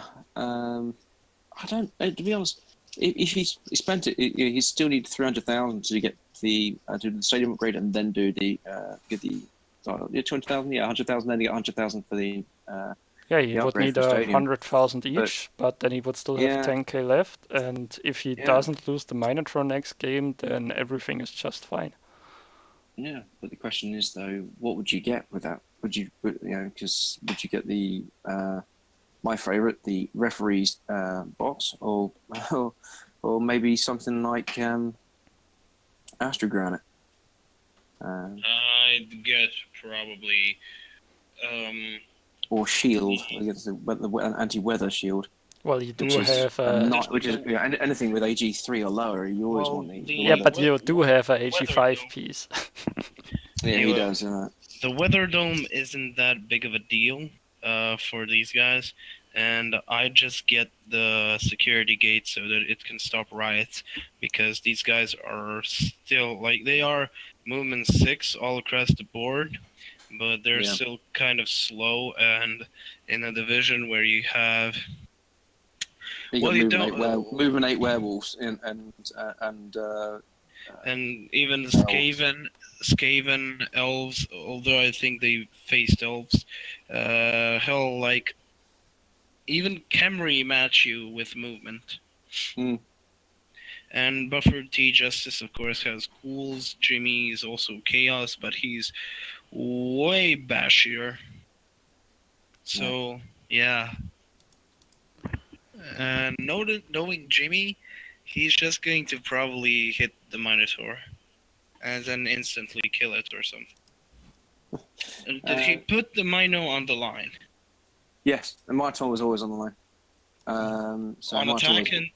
On attack end? I think on definitely on. I think it was definitely on attack and on defense. Mainly because I had the flesh golems up front. Okay. So you needed something to match that. Yeah. Well, that's something that I wouldn't do, but okay. I guess that it worked out for him. So I think he put the beastman with a block either side of him, so so he had his things covered. I didn't really knock the Minotaur down, so I didn't actually get a chance to put it on its ass, but it did its well. He did a very good job with his team. Well, I think it might be focused on the Minotaur. If you end up focusing on the Minotaur, you just forget where the beastmen are, and they're everywhere. Yeah. And that's probably a mindset that you get sucked into. I know I did. So let's get into another team. Who didn't we go over? Did we go over Spartacus and the Kingslayers? No, we haven't talked about them. Let's have a look at them. Yeah, Spartacus. And if we look at the team overview, you don't see many players. You don't see a troll. That's dead. And you see a guard, the lineman. He had a very, very bad match. I feel sorry for him in that one. Well, he has 110k, so he is close to replacing that troll. Yeah, he's gonna be one match off of it, and in the meantime, he's gonna be. Who's he got next? The problem is that the troll is actually a really like a necessity to the team, because the underworld don't really have enough strength, and he's there to help them with that. And and against the Rams as well. I mean, he's against Chaos. He's got no real heavy hitter to combat the Minotaur. Yeah, I'd be worried for Skaven. I'd be legitimately worried for Skaven. Because well, that's actually all he's got left, apart from one goblin. Yep, his team is. I would be legitimately scared for those. His team is really beaten up. Yeah, I think he should just switch sides and become a Skaven team and pick up a few other runners. That might. Yep, probably. But like He's got one in Jaime Lannister, hasn't he? Yeah, he honestly. is 1, 2, and 4. He's 1, 2, and 4, and he is currently holding. Well, technically he is basically at the bottom with Kislev and the 2 teams that just joined us recently. So let's look at one of them. It's Stumpy Stabber, so nice name. And it's Chaos Dwarf Minotaur with 13 players, 2 rerolls, no Apothecary, and Minotaur, and a Strip Ball Chaos Dwarf blocker. And only 5 of those Chaos Dwarfs blockers. And a touchdown on the Mino. What He's the? got a strip ball on them. Okay. I believe he got an admin win to join the division to catch up a bit, so that might be why the Minotaur has 3 SPP. Yep, and then he lost to Skeletons Incorporated in the first game, and well, like, it's an odd choice because, well, first of all, it's not really that good, but Strip Ball on Chaos Dwarf Blocker, what do you think about that? Definitely not a thing I would go for, definitely not a priority. You much rather have Guard or Mighty Blow or... I'd agree with you on that one. Definitely Guard.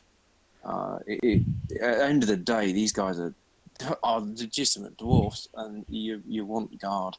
Well, I do have to say you have you do have a Nerves of Steel ghoul, so my team went to the popular vote. I'm sticking with that, being the truth and all. But yeah, I mean, even I'd be a bit concerned with a movement forward strip ball. But I can see why though. If strip ball is really helpful, if you got in terms of if you've got a new team running in there and you need to pop the ball from people, if you can get it somewhere, it's good. I would have probably gone with maybe Kick, but I've probably left that to a Hobgoblin more than anything else. Yeah, you don't want Kick on a blocker. No, he goes. They're your starting line. He's got block on a ball centaur, which is very helpful. But yeah, strip ball movement 4. It doesn't. Yeah, the chance that he will be in position to hit the ball carrier is really low, and he won't be able to make any dodges to get there, and he doesn't have the movement to run around, so how is he... I mean, you're going to pop... If you've got tackle, your likelihood is if you're going to probably pop the ball by just knocking the guy on the floor. Yeah, that's true, but like, you really don't usually hit the ball with these guys. No, you normally go for the man. You normally go for the line and try and knock the line down, and then you basically start in the rolling cage. It's the Hobgoblins that usually go for the ball carriers. Interesting. Got to admit, he's had one. The first game played. Who did he go against? Skeletons, wasn't it? Yeah, the Skeletons. Yeah. And that's a tough matchup to start out with. Shall we have a look at them? Absolutely. I do like the Skeletons. Yeah, I mean, they have puns in their name, so nothing... Let's see. The team. There we have it. Yes. So he now has a Blitzerer who became a thrower. Yep. And I probably don't think he expected that. To be honest, I think when he got the AG up, that's basically instantly going. Instantly he's a ball carrier. Yeah, certainly you can't complain about the extra agility because you don't have agility on on Camry. And Yeah, he he's the made ball a runner, throw isn't he? raw. He basically made a throw raw with, and that's cool. That's really cool to see. Well, and sadly he hasn't gotten that many other skills on his Cranberry so far. But the skills he have, I agree with. He has a guard skeleton, a dirty player skeleton, mighty blow on a tomb guardian, mighty blow on a Mm. blitzra. I Nothing out think of he's the on that one. ordinary. Yeah, I think he's has his Tomb Guardians turned over recently because I swear he had I believe more than one. more star. Yeah, I think he had more star player points than that on them when I played them. But yeah, Bone Cold is. Well, I he remember did that one. have a death in his game, but it might have just been a skeleton. He's only got 10k. Yeah, he probably replaced Tomb Guardian. Let's see if any of those guys only have 0 matches played. Pelvis. I think Nicholas Ribcage. I saw the report. He died. Yeah, Yeah. Spirit Cage. That's it. Yeah, Yeah, he has 0 games. yeah, that's it. Well, his team is looking really weird, I'd say the least. But it's looking like it's coming along. Well, what do you think weird about it? It Besides the has, Blitzra. yeah, that's basically it. That's Uh, the weird part. I don't find it weird. He's got lucky in the fact that he's got an AG up on on a Cambry team. That's a godsend in terms of what you would ask for. You'd be praying for an agility increase in your players. So of course, immediately he's got that. Then managed to use him and score more touchdowns with him. And so the next stage is basically I want to pick the ball up and make sure I have it, and also protect against people that might have strip ball.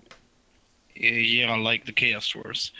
Yeah. And, well, let's see the other team that's been made out of nowhere as well. I mean, it was here last week, but it wasn't here the weeks before that. Sea Ain't Drake called. Is it the? ain't Ain't cold cold in or the not. know. And Well, he he managed. has Blodge. And he has Dirty Player. And he has 10 players. Yeah, he's still missing the Berserker he lost in the very first match he played, which is really unfortunate for him. He hasn't done much in winning much money. I think 40,000 is quite unlucky in that regard. But he did manage to get a draw against the Flylord Servants, which is respectable to say the least. Very respectable. The good thing about Norse is they start off with block across the board. That's never a bad thing. However, he does start with the Ulfverna that don't have just frenzy on their own, but strength forward isn't. That's not a bad thing. Well, you do take out some of that reliability if you start with the Yeti, because he doesn't have block, he is loner, and you basically need to blitz with him to put him to good use. But claws is again, again starting with claws.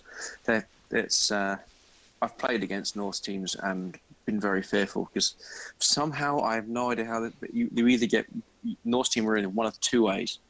They're either you lose all your team constantly because you're getting you will have one game where you get minced because of our AB7, or you stay up, and if they stay up, they are a force to be reckoned with. They will take names. Yeah, Norse are definitely one of those teams who is either snowballing or getting snowballed on most of the times. Very much. Well, what would you replace it with? He's lost one of the berserkers. What would you replace it with? Another berserker, or maybe a runner. I think one runner for now is fine. I would get the second berserker first, and maybe even get another lineman first, just to have some extra bench and presence to really get that fouling game going. because you don't have the level ups and skills to contest most of your opponents at this point. Yeah, very true. So you It's really not. need to make sure that you can use the knockdowns you get to get a few players off the pitch. Mate, he's got 2 linemen that are not far off of getting a level up, and Yeti's not far off getting a level up as well. Well, That could be interesting. it will be a tough task against the Skeletons Incorporate, who he is facing next week. So it will be interesting what will come of this Yeah. Norse team. So yeah, the Skeletons. I mean, who's going? Yep. Against the Camry, though. Claws against the Camry. It's Always good.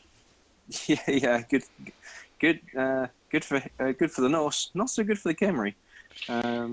Yeah, and I think that we have gotten down to the last team. Yeah, we have the Imperishable 4 left, and we have Krakos left, the Dark Elf coach. Yes.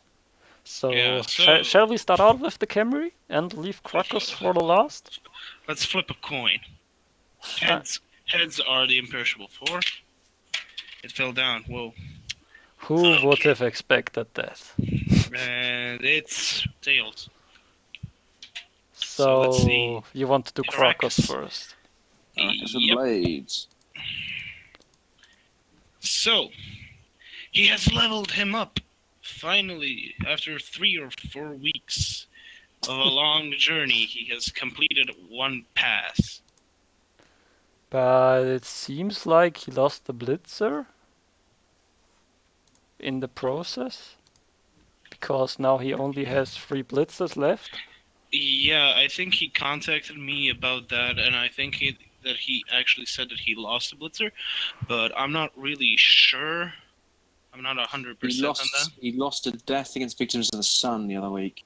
So he had Yeah. a death there. Could be true that it was. He may have had. I wonder if he's fired somebody. But he is only at 10k now, so I assume he. I think he got may have. I the think he witch may have elf? had. He may have had a firing. Yeah, you never know. But like, He wait, did purchase a new Blitzer, so he probably lost one this week too, and that's why he's now only at 3 Blitzers. So he Oh, lost two one passes, the yeah. week before, he lost one this week. or did he wait? What? Oh yeah, he also doesn't have a runner, right? No, he doesn't. I believe that he did start with the runner. Yeah, he had quite some not so enjoyable matches in the past. After his great start against the Amazing Man, he got 5 losses and 1 win. So Ooh. it's rough times if you're a Dark Elf. But he still has a team you can work with. It's definitely not like it's totally destroyed. Yep. Let's see if I can get a bit more stats on match ball. No, iPad is not playing ball. Oh, there we go. Right, okay. Well, and he is a new coach, so it's Yeah, tough he if you said- start out in the majors if you don't have much experience, because most of the players in here. Yeah, he lost a blitzer. He had a minus agility on the blitzer. I missed the next game, so he blitzer dropped down to agility 3. He's basically fired him. Yeah, he has a rough start. He did say that he wasn't very comfortable with the team, but I'm starting to think that maybe he should try to, I mean, he's 7 weeks in. He should try to like get comfortable with Dark Elves. At least like play a few games outside of the league. Yeah, I would say if you're going to use Dark Elf, try not to play against the AI. Try to play against human. Yeah. It's Well, always when they're you're a- they're a- learning. they're a when you're- skill. They really are a skilled team. They're much trickier to play than you think they are. You've got to get used to using Witch Elf with Frenzy. Really helpful. Well, the thing is that when you're learning any, really just don't want to play against the AI. You want to play against somebody that's actually competent, or at least knows the team that you're playing against, and can show you what is good and what is bad to do with them. Mm. Oh yeah, the best thing with if the other league, League E. So if you look at 8E, you've got another. I think you've got another group of Dark Elf Potion there, and they've got 3 linemen with guard. For a nightmare. Yeah. And if you go to C, you see. If you go to 6C, you can notice Yacinda has strength 4, guard the Dark Elf Blitzer, and guard the Blodge, I believe, Dark Elf Blitzer as well. Yeah, So, yeah. I mean, a good tactic, Dark Elf, is make them a surf monkeys. You just throw people off the pitch. Yeah. That is pretty much a given. That is a good tactic. That is a good tactic. I usually don't really force serfs with them, seeing as that it is strength 3, and I'm in a division that's full with guard, chaos dwarves, and it would have been something if once you're used to Dark Elves and you're first starting out with a fresh clean team against other fresh clean teams. Well, start off by doing that. It will be interesting if he can handle the Tame Beer, because he's facing Hollywood Martial Law next, and if you're an inexperienced player, you can get quite a few players stuck next to a beer. Yeah, he's got a lot of block and dodge though, so even against Falconmark, I think he should be doing alright. Yeah, I think the Kislev is definitely a matchup you can prefer. win. Yeah, you prefer with Dark Elves. I'm just saying the bear could be a bit of the trap if you're trying to focus to play around him, if you want to knock him down and then fail. So it can be tough for new players to handle. Yeah, and then a tactic would certainly be try and avoid the big guy if you can do. Go around it, dodge around him. Don't go near him if you can do. And send people past. The only downside, of course, against the Elves' main game, of course, is throwing. So throwing a ball when you've got against Kislev are going to catch the ball most times. So, well, yeah, you can play a running game with Dark Elves. I think you don't need to rely on throwing the ball as much as, say, High Elves. But yeah, and you were talking about trying to avoid the big guy. He's got a blodge and sidestep blitzer. That should be the scorer in most cases. That's a really good combination. I'm impressed with that. Yeah, the blodge is always good to have. Blodge with sidestep is very good. What I was trying to make was the how do you call it, the way to the Camry team, because they do have 4 of those big guys, and it's tough to avoid them. Yeah, they seem to move remarkably fast for such thing that with only 4 squares.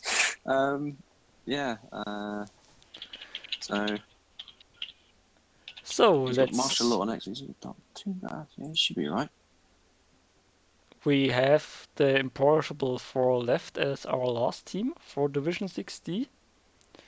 And he has a bit more development than our other Camry team. Well, yeah. In this division, yeah, but when you look and compare him to Herringzord, he really doesn't. Yeah, but Herringzord also played 4 more games than him in the Greenhorn Cup, so it's not a fair comparison. Yeah, the Blitzraws are pretty damn mediocre at the moment. They aren't close to leveling up, and one is missed next game, I hope. And Yeah. Yeah, they it's just an MNG on that one. and the thrower has block and kickoff return, which is the normal start thrower. And this is the thing that I said about Carrying Sword. He could probably just pick up the second thrower and start leveling that guy up, because look at this thrower. He's on 18 SPP. So he isn't really that close to leveling up again. What is it, like four touchdowns, let's say? Hmm. And while the other guy, he can actually get in 2 touchdowns, he could get a level up. Even if it does get blocked, it isn't that bad, because the next level up is also quite soon, and he could get dodge maybe, and all those skills that we went over already, Well, that are very good for the Camry team. that's I've got to be, also I've got to be reading this right. Have you guys actually seen the stats for the Imperial before what happened in the last match? In terms of, he scored with a Tomb Guardian. Yep. Wow. yeah.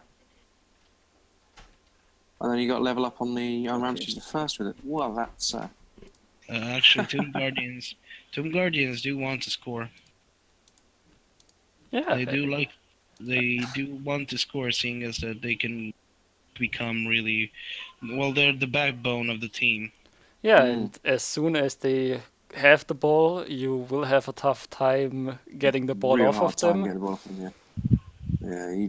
You basically got to surround them and basically make sure you try and make him dodge. Yep. What I also would like to mention is, in regard what you said about leveling up the second thrower.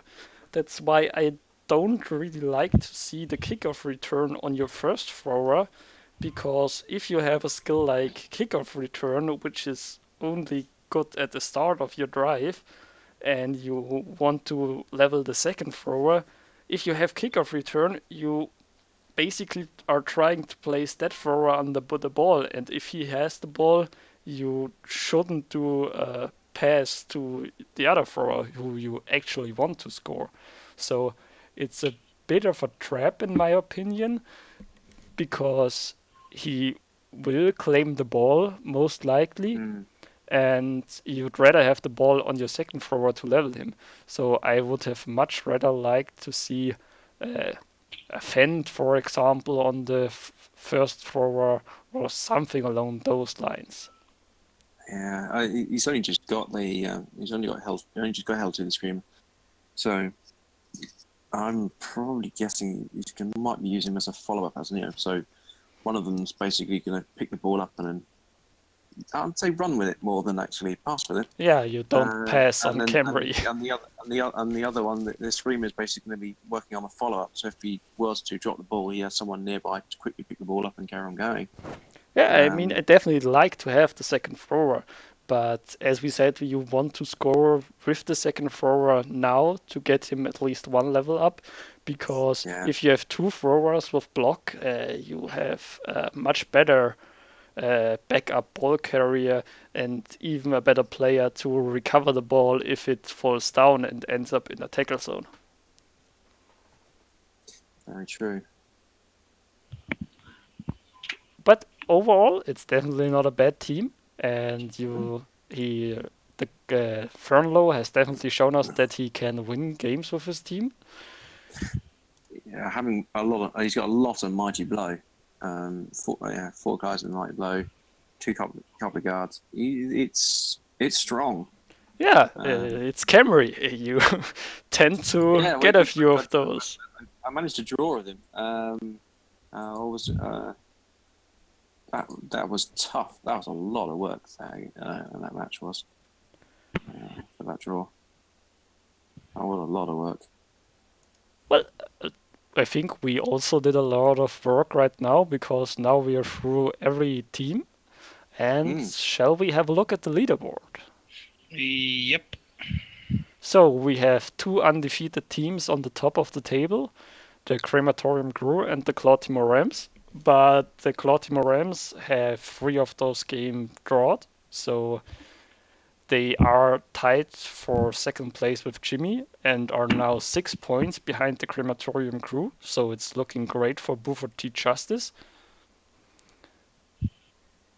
And then we also have a few people close on the heels of the second place with Fernlow, Berserk, and Palmu.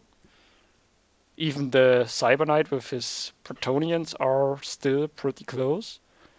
Yep, he's holding it. He's holding the fort. Yeah, Yeah, you really don't expect the team we saw to have a scoreline like this. yeah, he's got. So I think Cyberknight's got overall. He's had 21 casualties sustained, only 11 dished out.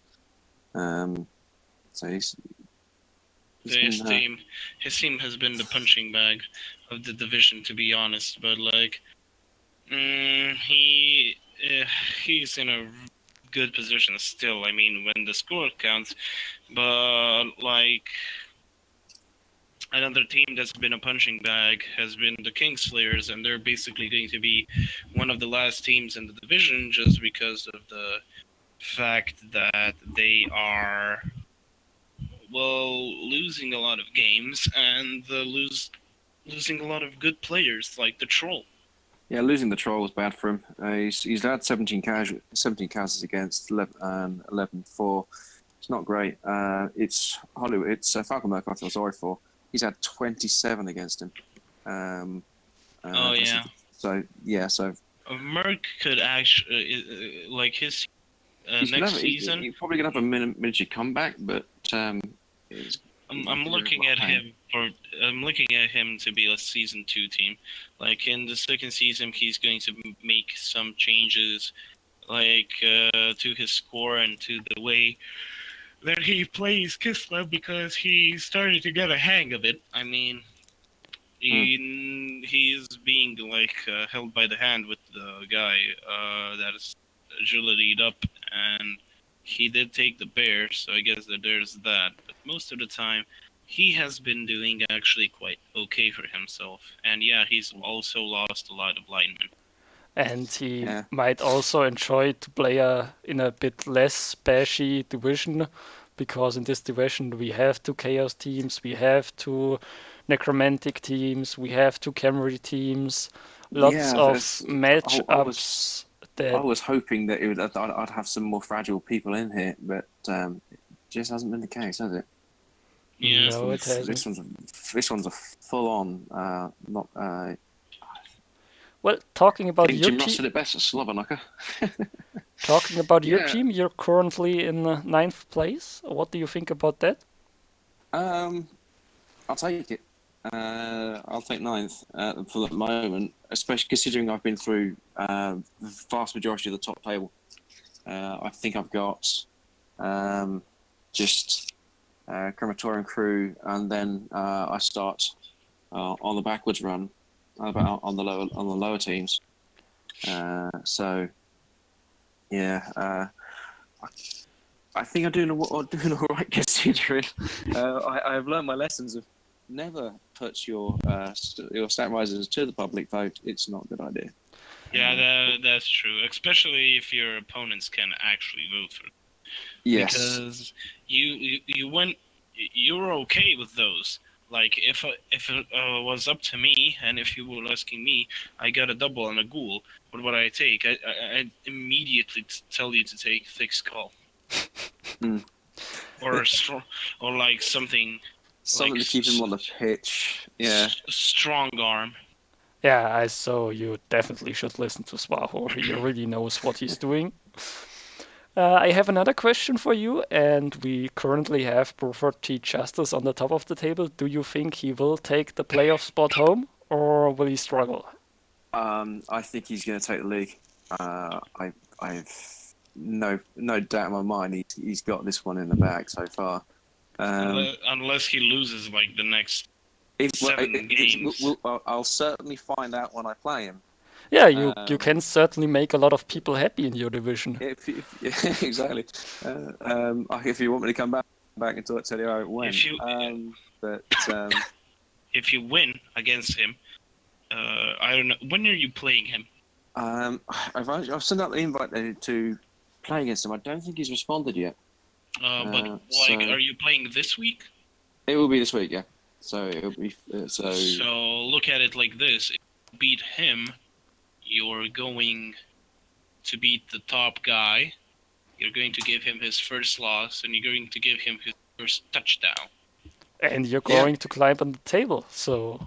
Yeah, it can only be a good thing. But I want to go for the touchdown. If I can get the touchdown in, you're going to morally kill him. You know, it's like the 300. Once I've seen the god bleed. But yeah, he's good. I'm looking forward to it. Hesitantly, I'm looking forward to it. Yep. But yeah, I'm never a fan against. It's crazy. I'm playing Necromantic, yet I'm never a fan against playing things like against Undead or Khemri. I always find them my teams I end up struggling against. Against for some reason it's just been always one of my stickling teams. I always have a problem against them. It doesn't matter what I'm playing as, but against humans, against orcs and a lot, I seem to be absolutely fine. Coming from a Skaven background, I usually play very fast and loose, so I like working quick on the break. Well, then you're really unlucky that you don't have any humans or orc teams in your division anymore. Yeah, it's just, I think it's seems like Metal decided, this guy doesn't like to play against those teams. Let's put him up against those teams. Yeah, it's well, I have no idea what he saw in it, but it's almost as if he saw like whoever comes out of this division is going to be absolutely bulletproof, because we've got so many guys in there that are such heavy hitting guys that whoever wins this is going to be something to reckon with in the playoffs. That's for certain. So and FIFA's going to be pretty good.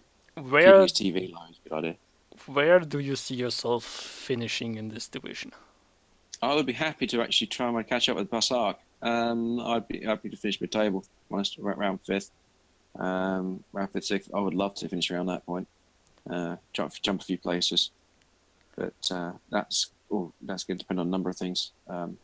What time of day I play, and if I actually remember to actually wake up more than 15 minutes for a game.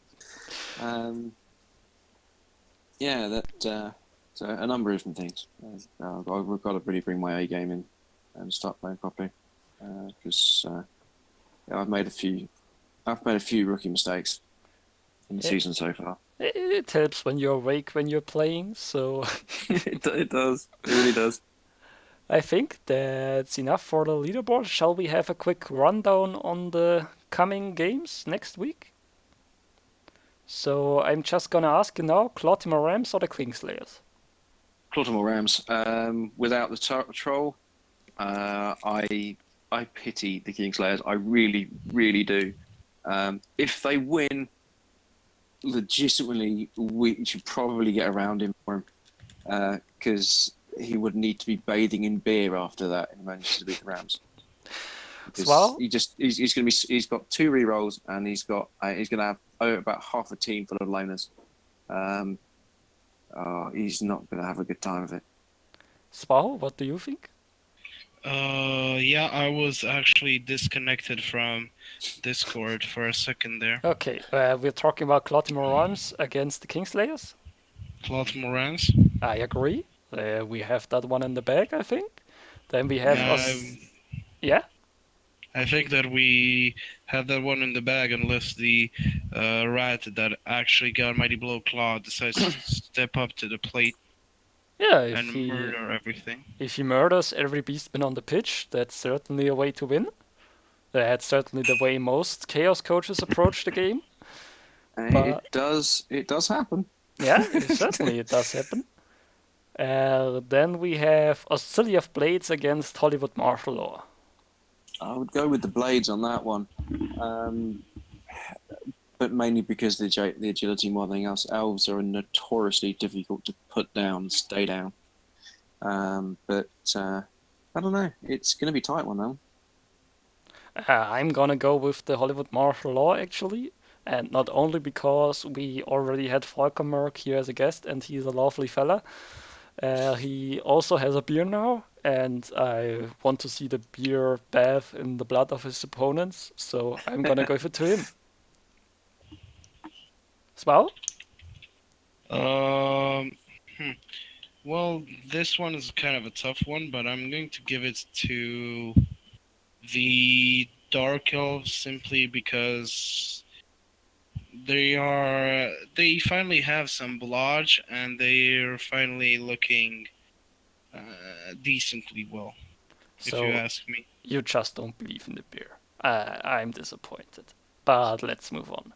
The Imperishable Four against Stumpy Stabbers. I would legitimately, I would legitimately be talking crap if I didn't say the Imperishable Four.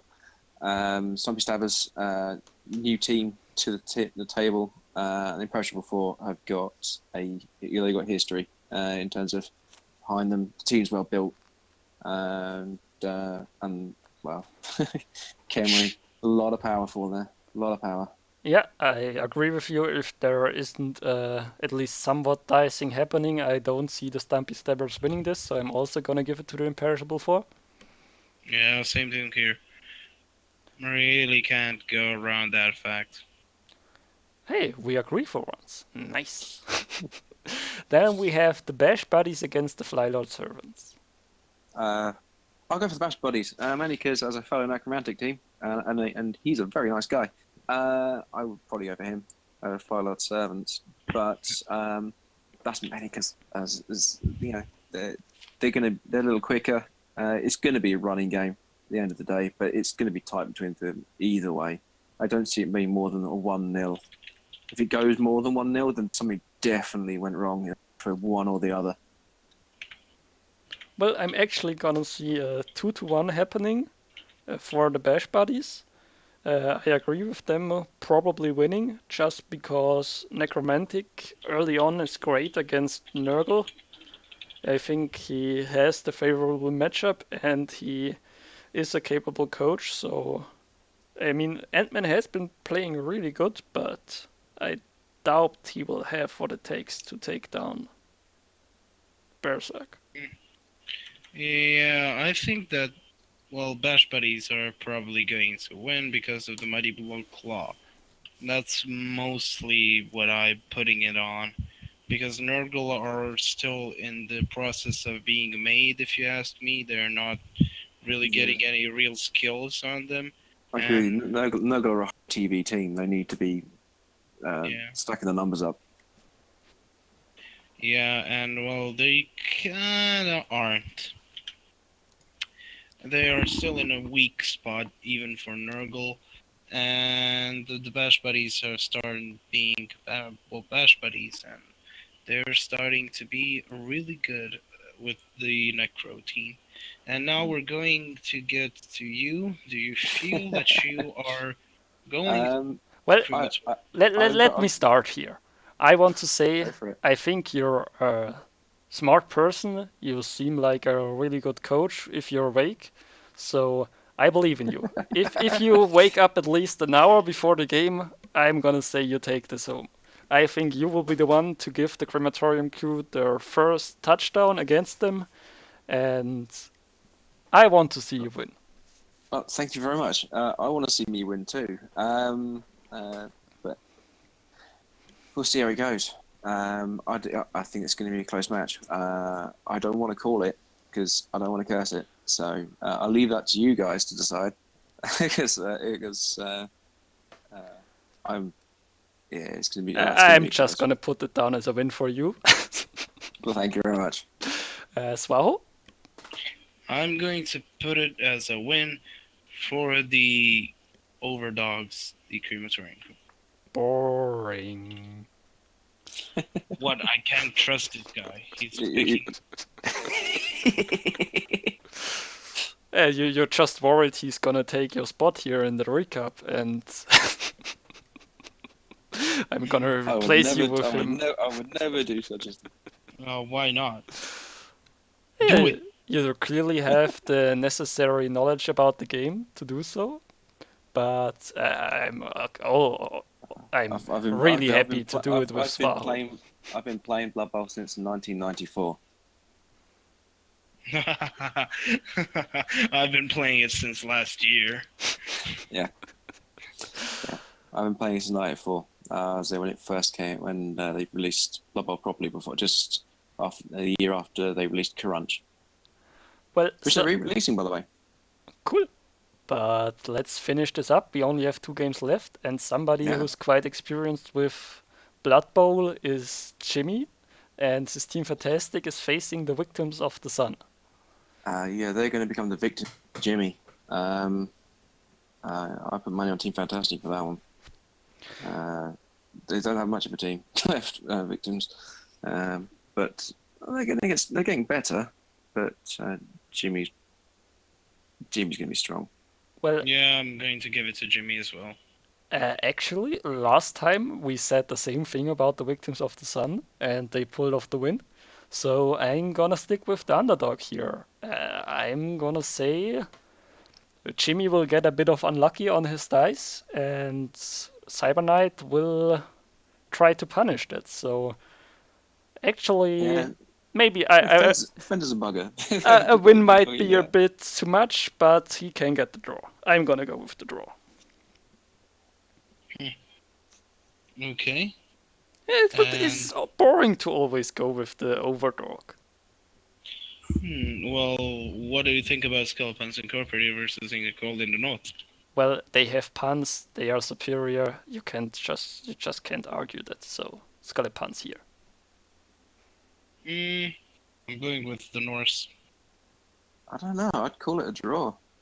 Yeah, I'd call it a draw. Well, Norse that's Norse pretty much block everywhere. So it's if the Norse can stay upright and keep players on the pitch, it's a draw. If they can't, it's puns. Yep, basically. Well, it could go like that. You never know. I think that was a great way to round out the predictions.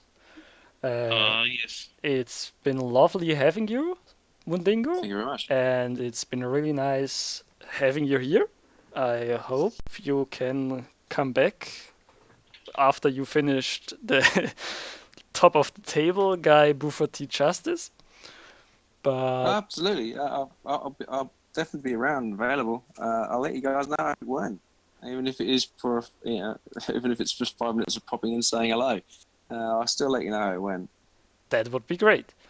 So, thank you guys for joining us for this week's recap. I hope you enjoyed it. Svaho, thank you very much for your input as well. I don't want you to feel left out. And I think that's it for the week. Thanks, Svaho. Thanks, Indus. You Yeah. guys have been great. Yeah, no problem, guys. Well, see ya next week, guys. See you next Bye. week.